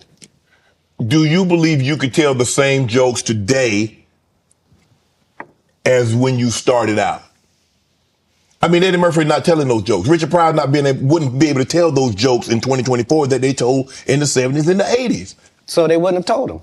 But that's my point. They're not inferior people. No. If they were in this time, they would be going according to our time. Just like then, we were going according to that. Like, that's how it is in the world. There are words that we can use for a while. And when we use them for a while until somebody says, that ain't a good word, we should stop saying that. Correct. That don't make people feel good. And we stop saying the word. And we move on to another word. You can't say the R word. You can certainly say special needs. Yeah. You can certainly say spectrum. Be slow. There are things that you can say to get your point that don't have to hurt people. Right. But you would know that if what you did was construct the English language for a living, then you would understand that part. You financed your first stand-up. You had it cost you $22,000. You had 25 to your name. Yep. Why did you decide to do that? You believe that much in Katt? I believe that much in business. In business, the goal is for you to become independent and be the boss, take the responsibility, and also get the profit. Okay. That's all. How can I be looking for you to put me on if I wouldn't? And if I can't show you what you missed out on, why would you believe me? Now, the fact that I was able to do it 12 times, that's the real thing. The part that I'm able to do it all across the country. The fact that every time I do a tour or a special, you think, well, that's sponsored by somebody. Somebody did a good job. No, just the guy they're kicking around, just the one that might mentally not be all there. He's the one picking the outfits, writing this guy's material, booking the shows, making sure he gets there. He's the one hiring the other comedians. But hey, I knew that that's the end goal. So if that's the end goal and I'm there when I start, why would I deviate from that? Right. Remember, my goal was to get this far in Hollywood and still have a virgin asshole and never have sucked a penis. That was my only goal. I didn't want to get with a white woman because I was scared she might have me running down the street like Jonathan Majors. There you go. Come on, Katt. Not because I didn't like white women. I think white women are as great as any other women. But I'm not going to act like I'm not scared of them. I have a reason to be scared. You could be Kang the Conqueror, and they could take your rabbit ass down in 2 weekends. And that's the truth of the matter. So I stayed away from that. And remember, I told you the drug story from when I'm in the park. Yeah. So these are just the things. I had all of those when I came in. I already was ready for that. That's what they don't like. I did not know. You're telling me and showing me a side of the business that I didn't know. That you guys are, the competition, the competitiveness. That's all business. I don't care if they're selling Coke. You wouldn't believe the things that Coca-Cola says about Pepsi. You wouldn't believe the water conversations between Dasani and Liquid Death. Like in all business, in all sport, competition is a driving force. And I don't require anybody to be better. Who am I? I just require if you're a loser and you've taken shortcuts at every chance and you've made sure that you didn't put anybody on that really had a work ethic and was a God-fearing person and you helped it. If that was never you, then don't act like that's you. Don't get out here now that you don't do stand-up and start acting like, oh, you're not sure why you don't do stand-up no more. I heard you got run off. You better be careful. The nigga that run you off gonna show up and he gonna tell everybody. Man, what you gonna be able to say? Nothing. Why you think I speak with such clarity? I'm actually involved in each one of these stories I told you about. Right. Right. The one comedian that we've been sitting here doing this interview that you hold in very high regard is Dave Chappelle. Dave Chappelle walked away from $50 million. You said it was more. Tell the story. That's right. I'm gonna let you tell it. No, you're no, I want you to tell it. You really are the best. You're proving it here today. As much as I'm proving it, you proving it. You proving it. Yeah, that wasn't the thing. It wasn't. People say that. He lost $50 million. No, that's not even close to what happened to this dude. And until you understand what happened to the dude, you don't understand what happened. Like, no, not they offered him $50 million and he turned it down. Who gonna turn down $50 million? Now, I've had to turn down $50 million 4 times. 4 times. Just to protect my integrity and that virgin hole I was telling you about. Right. Because P. Diddy be wanting to party. And you gotta tell him no. You got to tell him no. I did. I did. See, I got the receipts for everything I'm telling you. That's why I can say them so freely. Can I need another one? You here? Get your number. Thank you, sir. Thank you. Come on. Because early on you was accusing me of being. Katt, man. Yeah, it's crazy. I mean, but you know, some of these people. Martin tried to put me in my first dress. When he had to go on his hiatus, he tell me, Katt, when I come back, I need you. You my young partner. You my brother in comedy. When I come back, just promise me that my next movie, it'll be me and you. We gonna do it together. We gonna do some buddy cop shit. I said, Martin, you got my motherfucking word, my nigga. Go do what you gotta do. When you come back, I'm in your movie. Don't trip. I don't need to see the script or nothing. You know, we get in that office and this fool pull out Big Mama's House 2. I almost died. And I gotta read this script from all these good white people. Where this nigga want me to get in a dress with him. And I'm literally saying to everybody, why is he in a dress again? You already played the old lady as an FBI agent.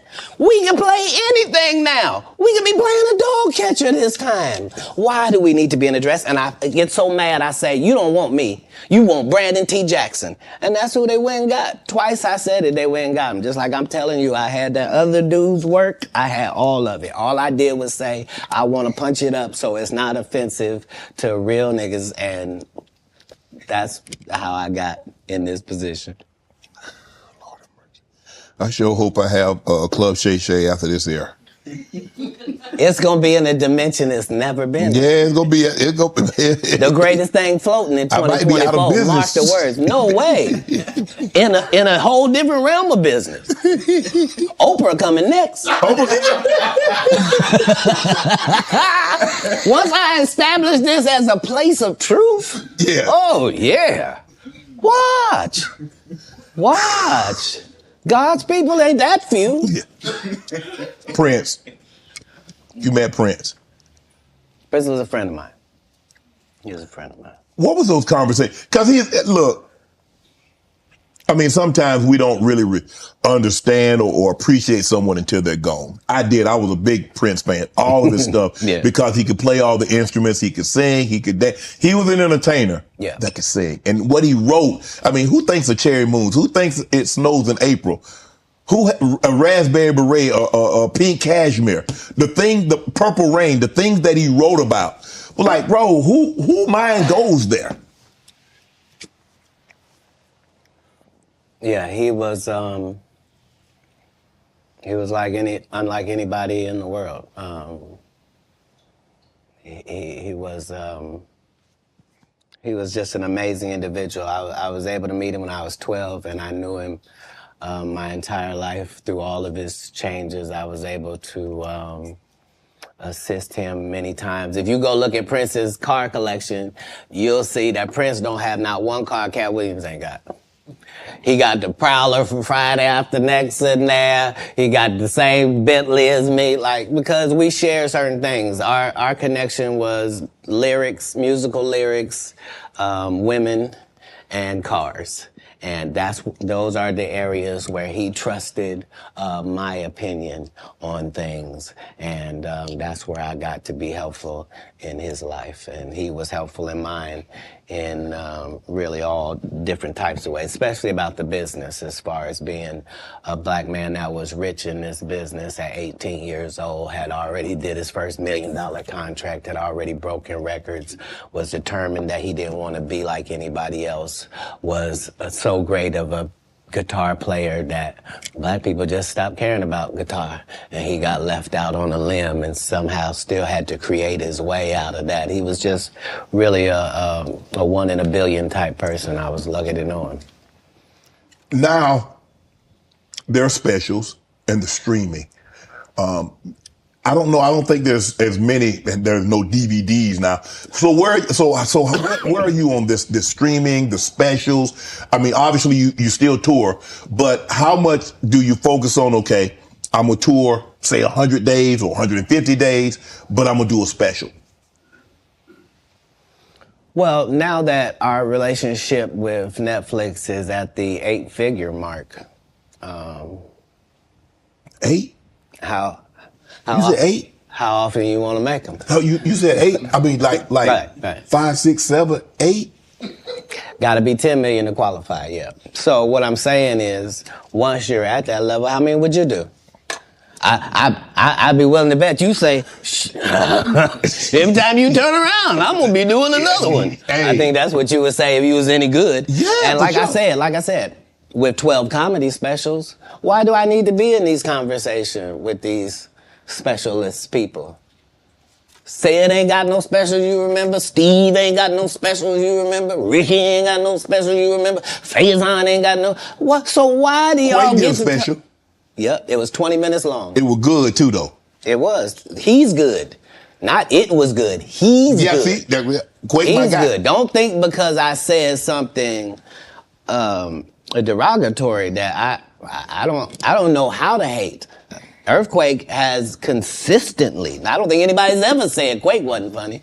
He probably never been booed. Yeah. I don't think he's ever given a bad performance in his life. Dog. But his just due was overdue. He was in a whole different situation. Yeah. Because he wasn't able to translate the stand-up to the movie thing, TV. He took a hit. Most people don't take a hit. They're just judged on their stand-up. Right. So yeah, no. I even though it sounds like there's a lot of people that's not the case. I'm a proponent of all of us who are in this business working hard trying to make it. When you got into stand-up, was crossing over, was doing TV, was doing movie, was that a part of it? You're like, okay, I'm doing stand-up. Okay, the next progression is TV, movies. Throughout the history of stand-up, sir. That's the goal for all of us. That's how it goes. That's why when you hear these dudes talking about, oh, I didn't want to be a movie star, you just know it's disingenuous. Like, what are you talking about, dude? Yeah, oh, no, I just wanted to do a game show. Right. What? Are you sure? Because I thought you did Mark Curry's show over after he had just done hanging with Mr. Cooper. Why would you do all of that man's stuff that he did on his show on yours and then do the dude's stand-up when you go on the road? And then you never put Mark Curry on your show or nothing. Like, if you don't say anything, these dudes will run over you. I don't know if you know how bullies operate. But if you don't stand up for yourself, there really is nothing they won't do. Right. You're a very generous man, Katt. You were the sole sponsor of Melba Moore getting a star on the Hollywood Walk of Fame. You did all that on your own. Why? Do you have a personal relationship with Melba? No. I understood that she was a black woman in a time where it mattered what you look like, and they had a certain thing that they needed you to look like and act like in order to be successful. Right. And she just never did that. She wasn't tall enough. She wasn't fine. They didn't like her looks. They didn't like that her hair was natural. They talked crazy about her, and yet she still made all of these achievements. And I'm like, understand, I'm already in the Comedy Hall of Fame. I'm already going to heaven no matter what happens. If it ends in a second, I'm up there. So it gives me the leeway to do some things that are simply because it's the right thing to do. So the truth of the matter is they wanted to give me a star, but please don't consider me and this person been sitting on this list this whole time. And just because they ain't got enough money, they can't get they just due? That's crazy. When do you start? That's hurtful. What if somebody can't afford their flowers? You mean they don't get them? No, God don't operate like that. He would send a dummy like me to come and take care of that. Just so that the right thing happens. That's how the universe works. But because remember, what am I spending my money on? I'm not spending my money on strippers. I ain't spending them on drugs. Why not? Like, stripper what? Bar. Because if I go in a strip club, I'm only trying to get her out of there. Yeah. I have no intention of her or any other people being in this position. If I see a girl I like at the strip club, I'm telling her, you know, you don't have to strip no more after this. This could be your last day. How about that? Ooh. What would it be like just to leave it all? You ain't gotta be a hoe no more. I don't even want you to go get your purse. Just leave it. Ain't nothing in We it. get new ID. We get new ID and credit card and social security card. We don't need none of that. That. None of that. You This life don't look good on you. yeah, shit. You don't even look like a drug addict. Got me thinking, Cat. Right. You hear these athletes talking about, yeah, we was out there tricking. What? Why? You're part of the problem. You're part of the problem. Stop paying people that you don't have no respect for. It sets it up bad for us. We got women out here can't find a man because they acting like him. You are alpha. Now the alphas all want these subservient husbands. You can't have one. No. That ain't gonna happen. It ain't gonna happen. Sorry about that. Okay, go ahead. Boy, you done got me canceled. How many times in this program? Where's the camera? I didn't write nothing I said tonight. It's all been on these cue cards, and I'm just gonna keep reading them.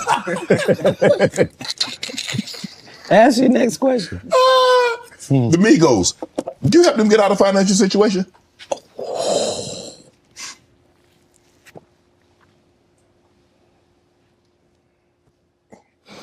I don't think we ever, as a nation, can remember a time that the Migos were financially unsuccessful. So for the record, I would assume that they've never needed Katt Williams' financial assistance for anything. I'm sure that between QC, the label, and other things, they were taken care of. On the other hand, if I was given the opportunity to help them, would I? Of course I would. That's what I do. I'm a pro-black non-racist. Like, I really, really love black people, but I don't love them more than other people. I love everybody. Yeah. I'm a black guy, and I try to stick with that. But yeah, I'm not one of those pillow talkers either. Like when I do something good, I'm really not doing it for the gram. It's not for any of that. I'm just doing it because it's good to do. I appreciate that. I don't know if this is true, but I did read that comedians on your show say that women sometimes would bring them money and not say where it came from. Say that again? Comedians would say women would bring them money and not say where it came from. Right. So I'm not a feminist like a feminist would be, but I do believe that that in my camp, like if I had 35 people in my camp, right?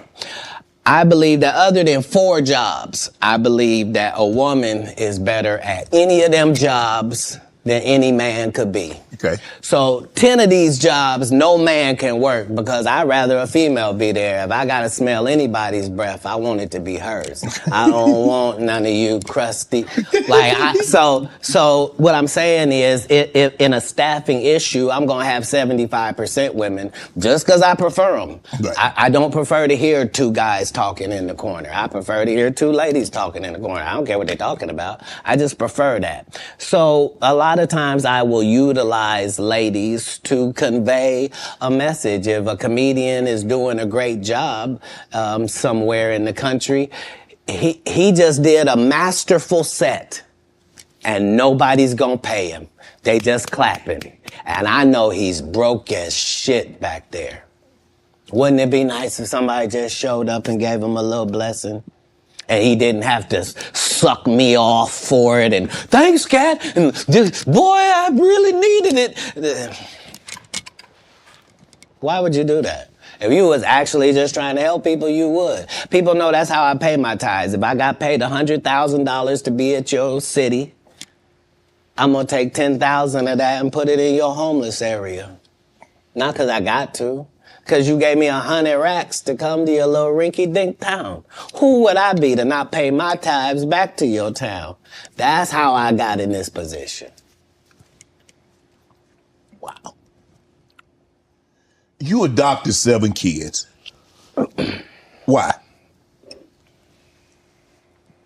That's a lot of kids for a man that's as busy as you are, travels as much as you do, on the road as much as you are, spend a lot of time because you have to spend a lot. I mean, it's not easy. I mean, maybe it comes so natural to you to put pen to paper and to write things down and be able to go out there and perform a set. But that's a lot of responsibility, Katt. Right. Right. But if there was a God, what would he think about you if you did that? I'm saying let's say, for example, that God is real. Yes. Okay? And let's say he be looking at what you do. Yes.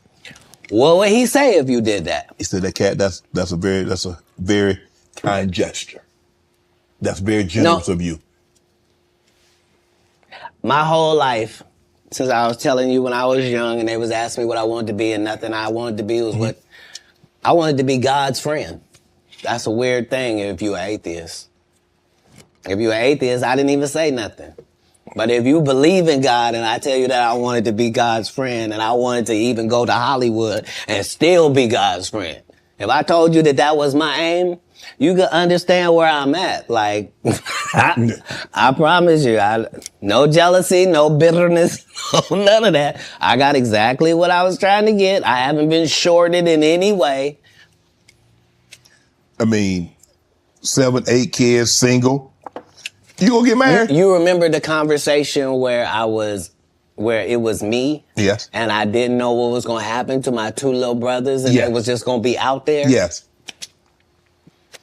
So when it comes full circle and I'm one of the richest men that ever lived. And I don't mean, please don't look at my net worth. I saw my net worth. I had that on me. I don't even. I swear to God.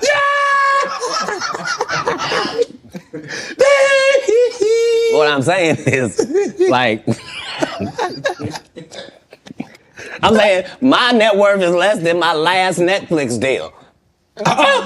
You understand what I'm telling you? Make it make sense. But I'm fine. Jesus was poor. Jesus ain't had nothing. So why don't we be mad you say I don't have nothing? They had the amenities they had back then, okay? Say it again? We got different amenities now. Not more than gold. Gold was the amenity of that time. We still got gold. Gold still run it. They have no Rolls Royce. They got you can buy an ass. That's what they call it in the biblical time. They were cheap.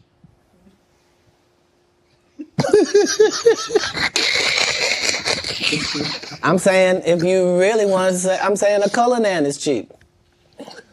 So back in the day, I would give my girl a donkey. Today we get her a Cullinan. But I'm saying whoever, whatever it is, I'm saying we.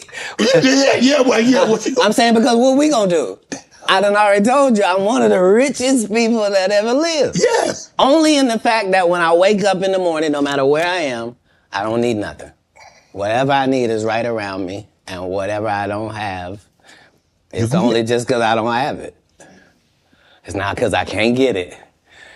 All I got to do is want it, and it belongs to me. So because of that, because I'm favored by God, like when I see people's wives and stuff, I don't even look at them. You know what I mean? Like I don't want to look at nothing I don't want to have. Because I know how blessed I am. If I look at it, I got it. That's how Diddy be feeling. No, come on, man.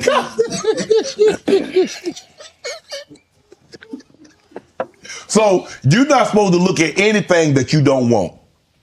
Not me personally, just because God has given me literally everything I ever even pump faked like I want. And that's the whole thing. That's the whole thing is I don't have a type of woman. Every woman that I ever had as a type, I ended up getting her. Now she's not the type anymore. Now I understand that every woman is a one of one. Like you can't really have types. Mm-hmm. What? Because see how you tried to ask me something about marriage? But then I ain't say nothing about no marriage. Yeah, you did. When you rewind the tape, you let it out. You was like, so you ever gonna get married? And then you took it back. It's okay. It's okay. I wasn't on as a photographic memory. Are you? I'm not against it. Like most people that are not married is because they're afraid of commitment. It's not that like that for me. It's just the whole time I wanted to be married, I I had kids, so I had to try to fill my wife's place before she got there. Right. So I'm already got kids without a mother, but so now I got to be doing laundry. I'm washing dishes. I'm reading stories. I'm having to nurture. I'm having to do all of this, and I got to the point where I didn't need the wife. I'm doing it, and we're doing it, and I'm not replacing a woman in their lives. I'm letting them see that that's just the only thing that we don't have. And it was easier for me to do that because you have to understand that all of the kids I'm raising at this point, they have fathers. You see? They have a mother. You see? I'm a different person. I'm raising you. And so that needs to be done with the other respect for the others that put work in as well. So yeah, I never had a problem getting married. What's one of the one things you try to teach your kids? I don't teach anybody anything that's over 18. I've done the work I was going to do. But as kids, I really just tried to teach the things that can't be bought, your integrity, trying to live your life in a way that you yourself could be proud of if you had to look back on it. And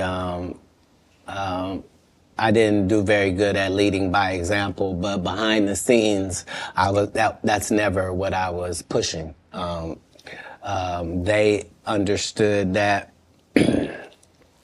because of my stance, there was a certain thing that would come my way. And so accountability and responsibility is part of what you're teaching, is that, you know, even if you're doing the greatest thing in the world, there's this thing called no good deed goes unpunished.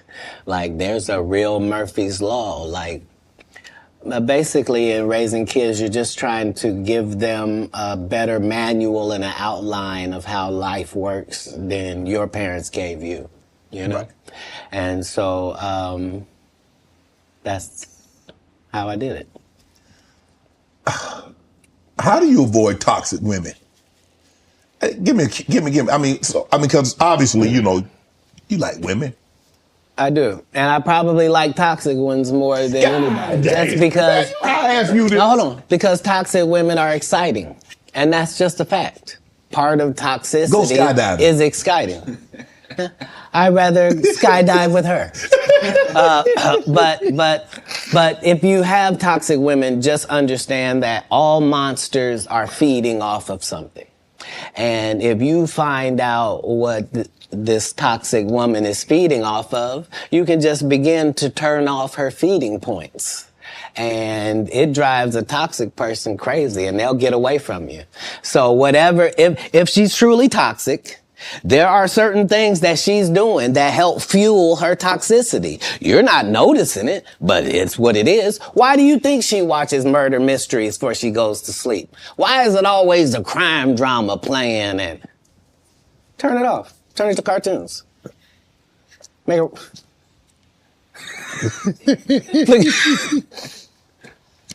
No, you don't get to. What's she listening to? You can't be listening to Sexy Red. You're broke.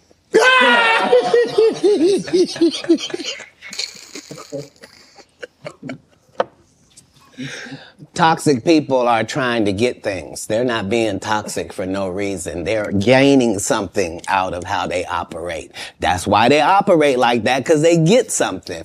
As soon as you find that out, you'll be able to cut off what they're getting, and they will leave. Yeah. You were married once. Never. You weren't married? Never in life. So would you have a cohabitation agreement? Never. How?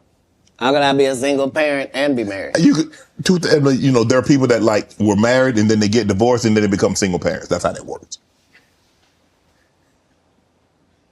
Yeah, but a person who's never been married means he's never been married. Okay, I'm gonna take your word for it. Why would you need to take my word for it? Hold on. If I had been married, wouldn't somebody have said who she was? No. It might have been a long time ago. Nope. I've never not been famous, sir. I just worked the story out to you. I don't have no hidden mysteries in my life. That was Jesus. I don't have no periods in my life where it's unaccounted for. No. That person that said that was a liar. I got a case right now in LA. This lady saying she was my assistant for 14 years, and I heard her or something like that. Never worked for me, not a day in my life. Liars lie because they want to. But people always say, why would they lie? No, there are several women have said they was married to me. It's just when it went to court, they had to say, I was married to him spiritually. You shut up. How you gonna be married to me? My kids don't know you. Answer me that. So do you have a problem? Do you have a problem bringing women around your kids? No, not then or now. I've always lived with several women. Like, I'm known for several? That. Yeah. Like more than one? I've already told you that I prefer the company of women to the company of men.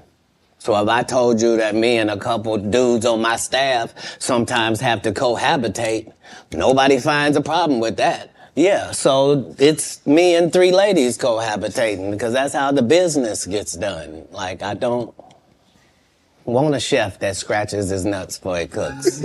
I don't. No disrespect to these guys that go around with these large male-only groupings, but that's not my episode of Entourage. Man, you were approached by 7 gunmen. You were robbed, shot in the thigh. Say it again? You were robbed once, correct? No, I never been robbed. You didn't get robbed. You didn't get approached by gunmen trying to get robbed? They didn't take anything. I wasn't even the target? I wasn't even who they were talking to. And not because I say that. Because if you look at what time period it is, I'm not even making $5,000 a year. So robbing me wasn't the answer. This is before Oklahoma. You talking about a terrible condition. They'd have been disappointed thinking they'd get something off of you, huh? If they'd have robbed you. Look, in 3 cities, it's legendary that Katt Williams would walk down our streets with his baby in a baby stroller, with a diaper bag, with a gun in a diaper bag. The only thing I need is a pass. Don't mess with me and just let me go about my business. I'm living in Inglewood, Compton. I'm living in Manchester and Western. I'm in LA, the gang capital of the world, but never robbed. Because why? I'm not pretending to be something I'm not. You think I'm a Blood. You think I'm a Crip. I'm from Ohio. I'm a comedian. I'm a father. Right. I'm trying to do something out here. And not only do I not judge what you're doing, I'm not trying to be involved. Right. That's the difference. That's where the respect comes from. You're touring right now, the Dark Matter tour. Yeah. Filming next Netflix special. In May. May. Yep, next Netflix special. At U2 Theater in Inglewood. I'm about to catch that. I thought you might say that. I will catch that one. Right, because it's a homecoming for me. Because I lived on Hazel, so I gotta catch that. People know I lived in the heart of Inglewood. They saw me walk down Market Street with the babies I'm raising. Like they understood that. No, I was really not pretend. Oh, he want to be from the hood. No, I'm living there on the street. What's your favorite city to tour in? The next one, sir. Yeah, that's the real beauty of travel. Right. That's why most people don't have the empathy and the sympathy that they need to have for other people. It's because they haven't seen other people. Right. Like if you went to Ireland and you saw what them people was like, and you went to Sweden and saw what them people was like, if you really went to Africa and you really saw what the people was like, you went to Haiti, you went to Puerto Rico, if you really traveled across the country, you would see that all people is the same. It's way more people that's good than the fucked up individuals you're seeing. And if you understood that, it would change everything. So I don't have any favorites in the world, just because every place is dealing with their own issues, their own troubles. All places look better than they actually are for the people that live there. And it's always a difference between what it seems like What it actually and is. what it is like. People will tell you, I went to Paris. I was there at the Eiffel Tower. Bitch, you had bed bugs. And there were rats everywhere. The food was terrible. Tell the rest of it. Yeah. Don't tell some. Let me ask you a question. When you go to these cities to tour, do you make it a habit of getting out? That's how I built my reputation. It's also how I ended up in jail 19 times. Because when I come to do a show, I'm really in your city. So whatever the strip club is, I'm there. Whatever the top bar is, I was there drinking. I was over there. You had a casino? I was at it. Like, what was it? Huh? Because I'm in your city. Right. This is how I'm learning your city, so that when I do my show, I can be talking about what I know, not what I think, right? And so that was what I did at every city that I went to. The first 15 minutes of my show is what it's like to be here. You see what I'm saying? And so that was always a part of what kept my legend going, to the point where I can still be in these arenas without you ever seeing a poster with my picture on it, without you ever seeing a flyer, without you ever seeing a poster that goes, hey, it's Katt. Could y'all make sure y'all come out and come see me? Because I'm going to be in. Would you please come on out, guys? And I really am.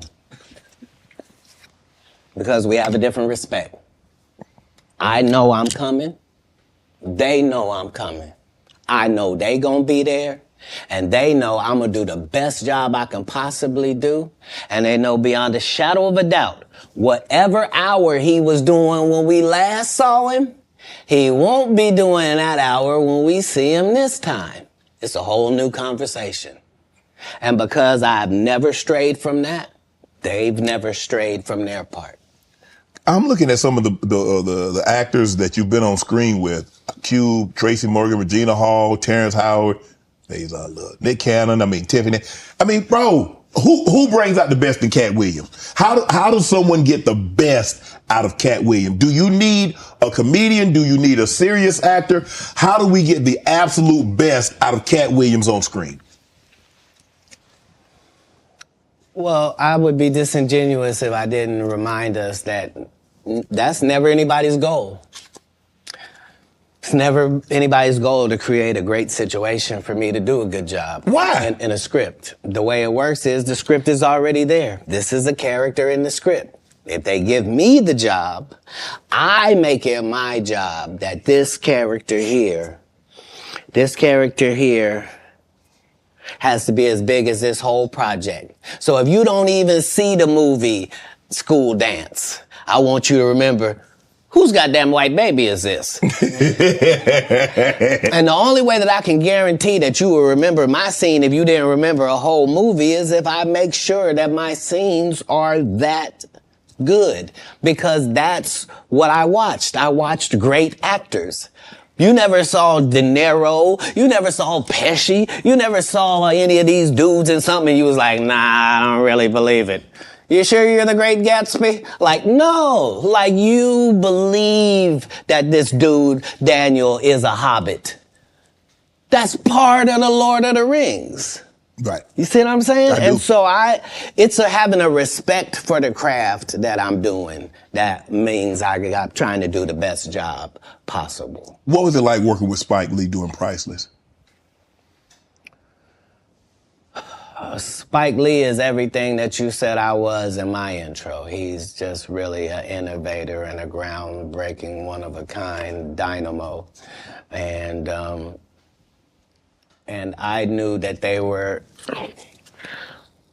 like, they tried to sabotage me even then. Like, as soon as I said I wanted to get Spike Lee to direct it, because that was the biggest thing I could do, they immediately gave Spike to Gerard Carmichael and had him do his special too at the Comedy Store, and just to undermine, like, but if there's one thing you can take away from me as a person, whether you like me or you don't, if you take this from me, you will be a better person. If you decide today that you're going to live every day like it's your last for real, which means have a conversation with yourself every night that, okay, that was it. May not be no more after that. And really count yourself every day like this could have been it. All right, before I go to bed, this could be it. All right, how's that looking? If you can do that, it'll change your life. You'll really start making decisions and living your life like this all you got, just this one day. But you could be a winner. You could be a winner on this day. It's just work ethic. And not the work ethic they talk about. They tell you work ethic where they do all these movies. I'm the hardest working man. Well, no, everybody goes to work every day. Right. Yeah. Don't say, I go to work all the time. Everybody who works goes to work every day. Shut up. Shut up. You get, what? You think I respect you more than my gardener? I don't. He work every day. Rain or shine. I don't know if you saw this, but Taraji P. Henson got extremely emotional the other day. She was giving an interview. Yes. And saying that they're vastly underpaid. And say the math is not mathing. They get X amount of dollars by the time Uncle Sam get his cut, by the time the agency get their cut, and what you see they were supposed to get is a fraction of that. Where do you come down on that, Katt?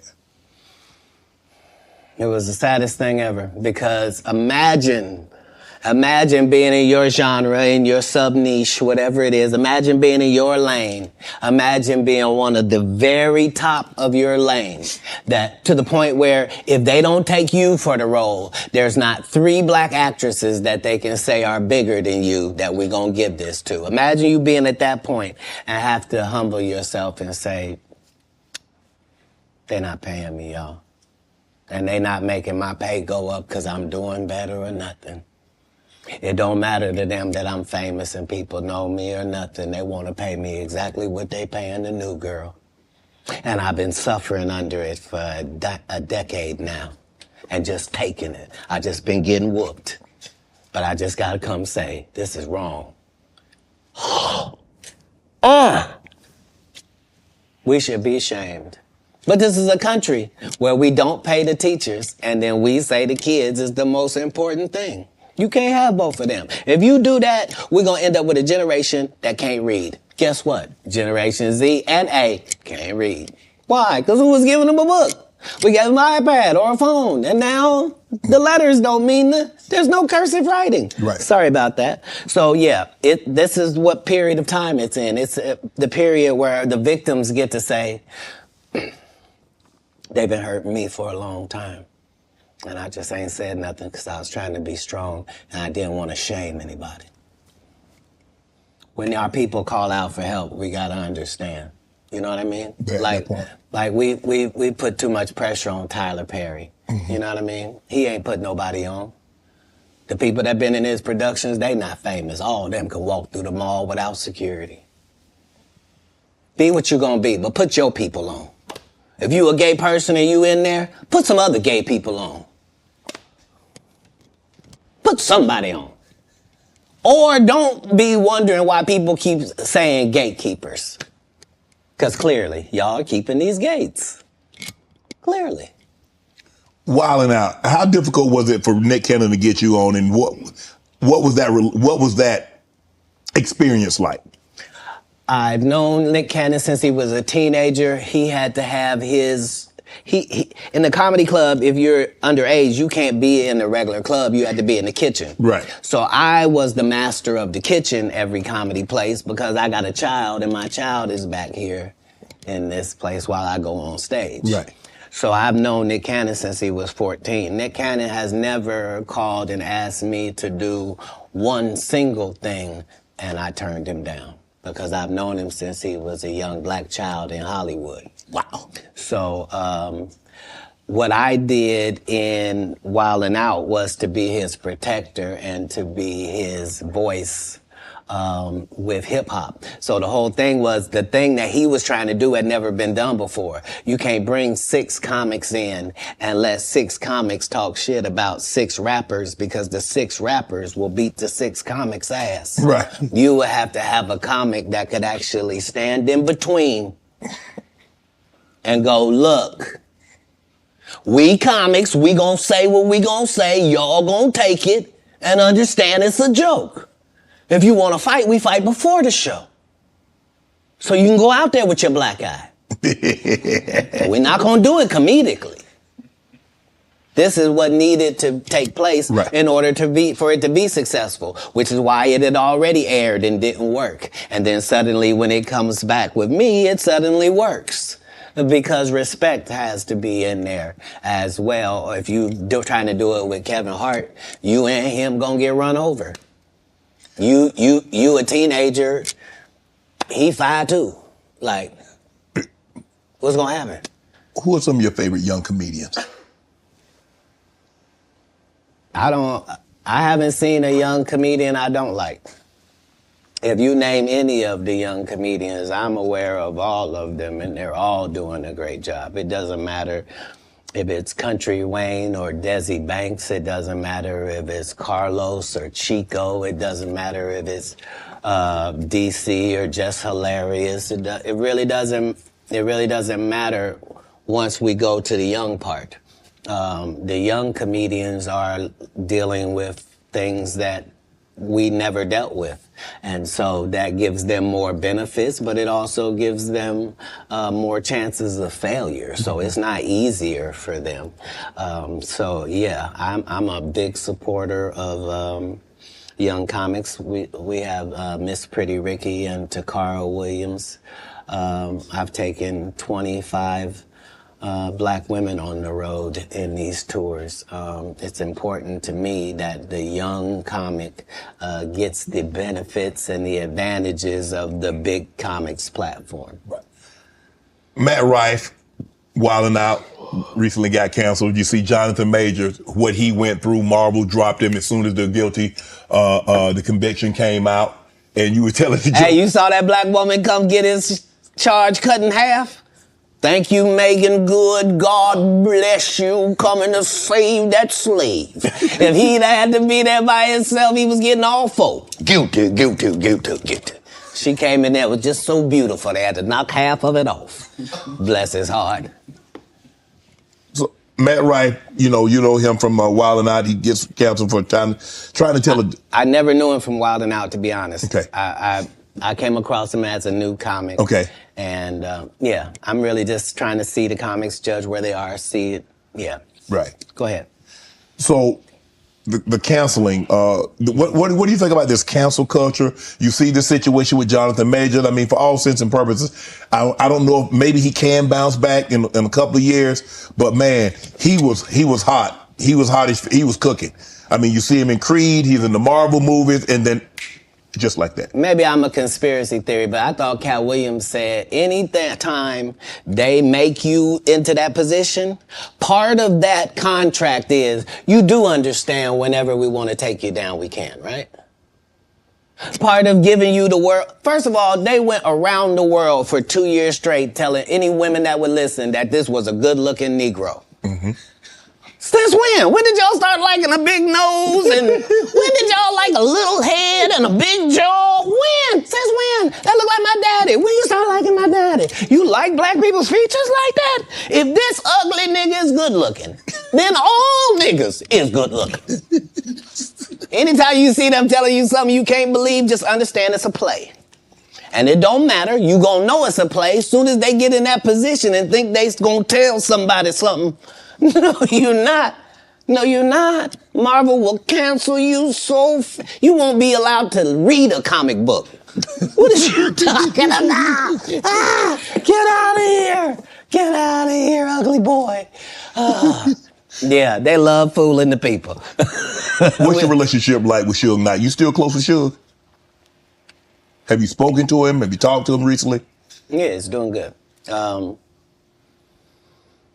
Yeah, he's Man, when you a friend for life with Katt Williams. Yeah, because the people that come to me are trying to better their life. They're not trying to continue doing what they have been doing. Okay. So when somebody comes to me, male or female, it is in the auspices that this is what I did, this is what I used to do, this ain't what I want to do no more, and I want to do something else, and I'd like it to go a different way. Okay. That's what I offer. Yeah. So if you come to me under those auspices, then my loyalty is lifelong. Why would it not be? Tory Lanez and Meg. What was your take on that? Because I know you got to take on everything. I know it's a difficult position because somebody's not going to tell the truth. And the truth has got to be told. In all circumstances, the truth has got to be told. So if you don't want to say she shot her, then you shot her. And that's the end of that. Wow. You said have you ever spent time in jail? 30 times. When you was in there, what was going through your mind, Katt?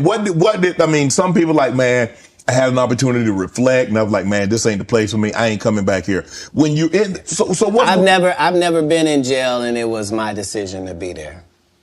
If it's dangerous to be in the hood and you have to have a gun on you for protection, and it's either be judged by judged by 12 or carried by 6, I'm always gonna have my heater on me. So if you want to tell me that you're gonna pull me over 15 times looking for it, I'm gonna tell you 15 times you're gonna find it.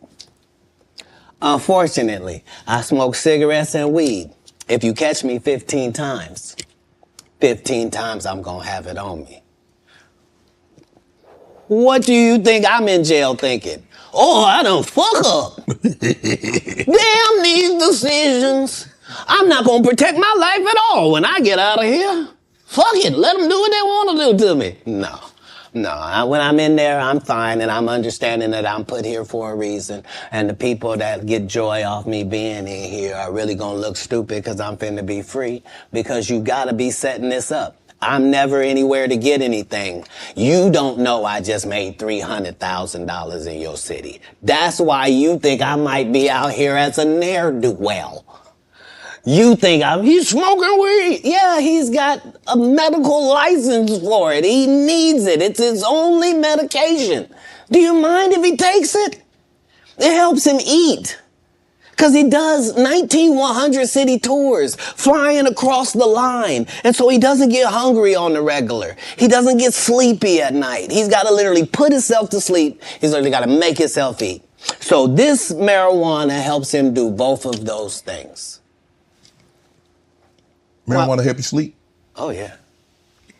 Because remember, as a comedian, what you're doing is against your natural timeline.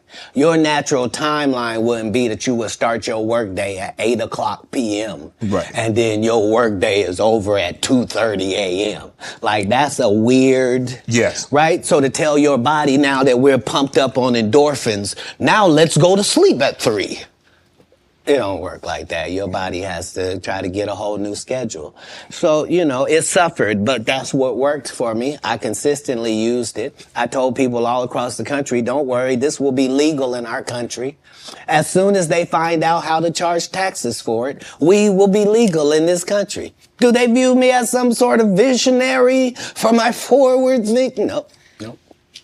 You on drugs. That's what I heard. Katt, but how have you been? I mean, bro, every time they try to put you down, they try to put you to the back. Yeah. You bounce up, you move right back to the front. Damn, you like a Super Bowl. You just keep bouncing and you bounce higher. Trampoline skin is something that you ask God for. When I watched you play football, you had it. There's some people that there's really no such thing as hitting Shannon Sharpe so hard that he don't want to run the ball the next play. Right. Absolutely. And if that's your only goal is to hit him so hard that he don't want to be him no more, you just out of luck. Yeah, you wasting your time. There's no your coach can't help you. There ain't no pep talk gonna help you. Don't matter about the uniform, your cheerleader. None of that matters. If it ever gets to mano y mano, may the best man win.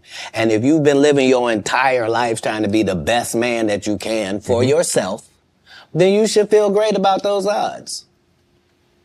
What do you think about Kanye rants? What's going on with Kanye? From a distance, obviously, I don't know how well you know Kanye. I don't know if you've been around Kanye, but from a distance, what do you suspect's going on? I suspect that we're pretty awful people if we say that somebody got a mental illness and then we watch what they do. If you say somebody got special needs, then why would you be watching them and holding them accountable like everybody else? Wouldn't you grade them on a curve? Wouldn't you go, whew, this guy? Because, I mean, what are we reacting to? What are we reacting to? You're the one that put him in a position where he thought he was God and could call himself Jesus. And you're the one told a guy that writes musical lyrics that he was a genius. Mm-hmm. You're the one that's like, so what do you expect? The guy married a whore. Like, what? Oh, Lord. Like, I didn't mean it like that. I mean, married her because she was one. Not he didn't know. He understood that he wanted that. He courted that. That's what he wanted, to base his family on. She got a good heart, though. I know what you're going to say. Don't you say it, Katt. Don't you say it. I'm going to move the conversation. If what I'm saying is not correct, then how does she end up with Pete Davidson? I mean, it happens all the time. And what if you weren't even good enough for Pete and he leaves you? What do that mean the product was? No, I don't support or villainize Kanye because I don't understand what it is we want from him. I don't know why we look at a basketball player and say, he didn't score no hockey goals this whole season. He don't play hockey. Kanye don't say nothing I can agree with. Okay. He was the weird guy in the beginning with the pink sweaters when we met him. Like, what do you think moving to a beat of your own drum? This dude started a church and kept cussing. Nobody in black church said nothing. You would have thought all the pastors would have came. You can't be no gospel artist. You just said, fuck that bitch. Nobody said nothing. Because T.D. Jakes over there with Pete in it. Like, come on, Katt. Only the guy you had here has been upfront and honest and a man of God and humble and took the L's he had to take and didn't. I did see it was trending though, but I ain't know. I ain't know why, Katt. I don't. Let me go to this question right here. All people that love the truth got to be happy if the truth coming out and lies is getting exposed. That's just what time it is. 2024, folks. Are you related to Luda? No. So there was a crossroads where we were both invited to an Illuminati thing, and it had to be one or the other of us, and decisions had to be made. So it was both of us. We were equal. One of us had to cut off all their hair and couldn't do the sideburn thing no more with the points.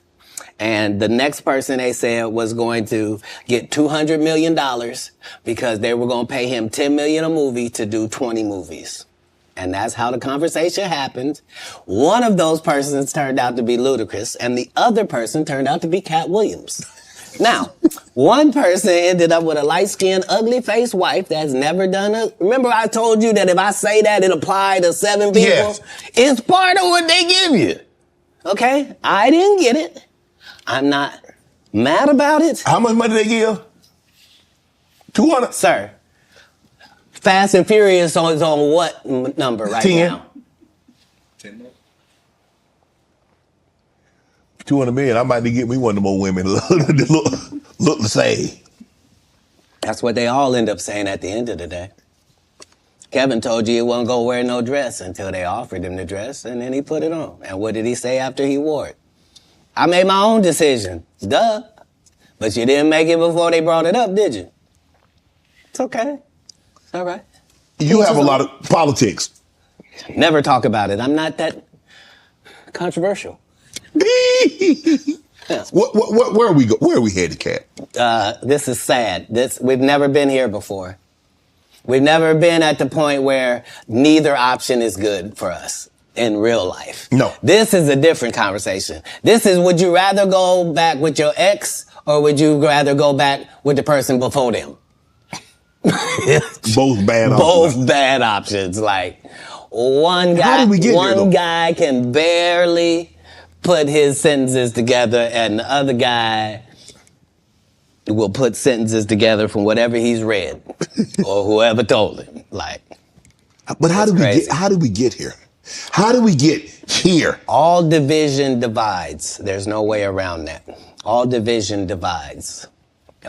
Politics, even in the beginning when our Constitution was drawn up, the two parties was not what they had in mind. No. They always thought that it would be two main and another independent party. They always assumed the independent party would be just as strong as the others.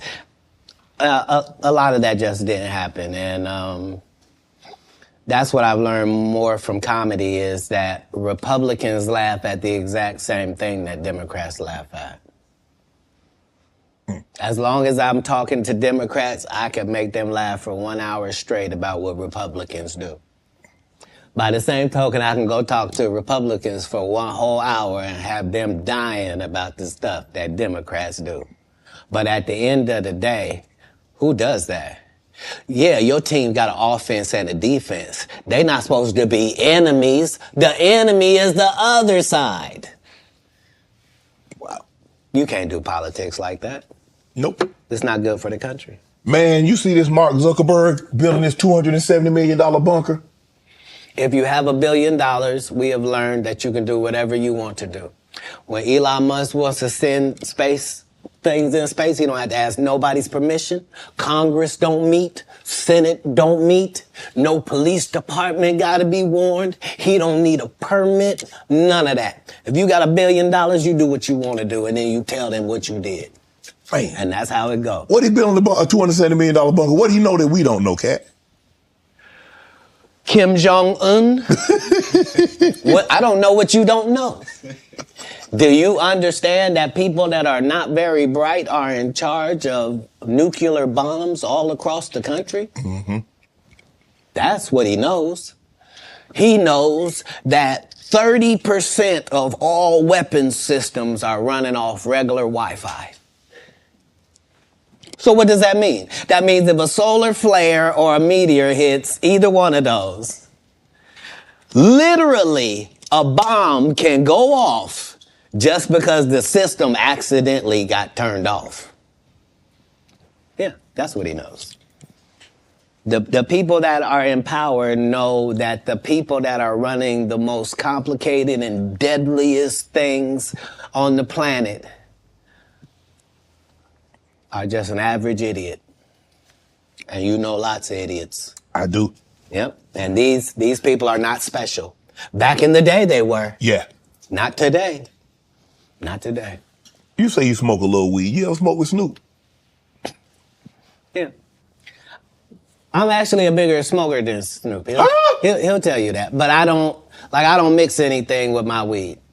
I just do weed, right? So nobody has that minimum. I mean, nobody does 20 blunts a day like me for 30 years. Like I was the first person to have a weed roller, like somebody whose job it was. Like I haven't rolled a blunt in 20 years. You probably like if you go, I'm saying I prefer the saliva of ladies. Oh my goodness. No, understand what I'm saying. If for a blunt, it's necessary for it to get lit, right? And so if you had spent 20 years smoking with dudes, that's a lot of male saliva that you would have just accidentally ingested. I can't. But if I done killed him. I can't be this specimen on that. It takes the saliva of nice ladies on that. But yeah, that's all I do. That's just Do you consider yourself a king of comedy? Where does Katt? No, they consider that. Oh, like when after Bernie left, them same 3 guys I'm telling you about, the kings. Yeah. Right? Because DL is the greatest. Yeah. There's no DL slander gets tolerated. But they came to me. I was supposed to be the 4th king. I got the offer. Then what happened? But I turned it down. Why? Because you shit on Bernie. And I know the truth. You think I'm gonna let you shit on Bernie and then come get me? I'm the next king? Fuck you. Why? Because the whole time Bernie was here, you was acting like you was funnier than him. The reason you was supposed to go last is because it was your tour. Tell the truth. It was Steve's tour. Not it was gonna be called the Kings of Comedy, it was Steve's tour. These are the guys opening for him. Of course you gotta close if it's your tour. That's why it was such a big deal. But you couldn't do it because you can't beat the best. And until you humble yourself, you will forever be kinged by the king. And because you finally did it, because you didn't have no other choice, and now that he gone, you gonna act like he wanted to be a movie star. You stop it. You stop it. That man was funnier than all of y'all, and y'all thought y'all had one over on him. You thought he was black and ugly, and you were good looking, and he couldn't make it because you did. And that ain't the way comedy works. The king is the funniest. Period. Every time. And that's why no audience member was ever swayed. It didn't matter where Bernie went. You think if Bernie went first, he wasn't the king? Get out of here. Get out of here. Get your ego out of this. You let the best be the best, right? Katt Williams, ladies and gentlemen. Thanks for coming on, bro. I really appreciate that. Thanks for sharing the stories, setting the record straight. Now, you know they're going to double back. Impossible. Impossible. Only because once you play this back, you'll realize I didn't say anything that made me look in a good light. I wasn't tearing down others to boost myself up. But I do have to acknowledge things that did not take place.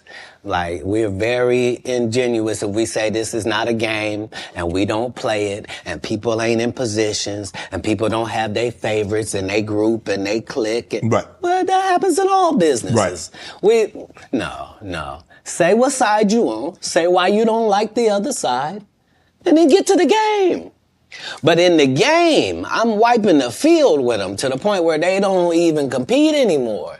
So how you gonna let a dude that been on the bench for 15 years, I would have beat Jordan's ass. Shut up, Jordan is still alive. We'll call Jordan right now. You can't beat him now.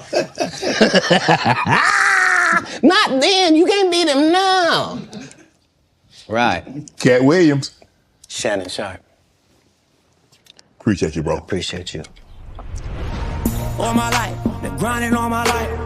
Sacrifice, hustle paid the price. Want a slice, got to roll the dice, that's why. All my life, I've been grinding all my life. Yeah. All my life, been grinding all my life. Sacrifice, hustle paid the price. Want a slice, got to roll the dice, that's why. All my life, I've been grinding all my life.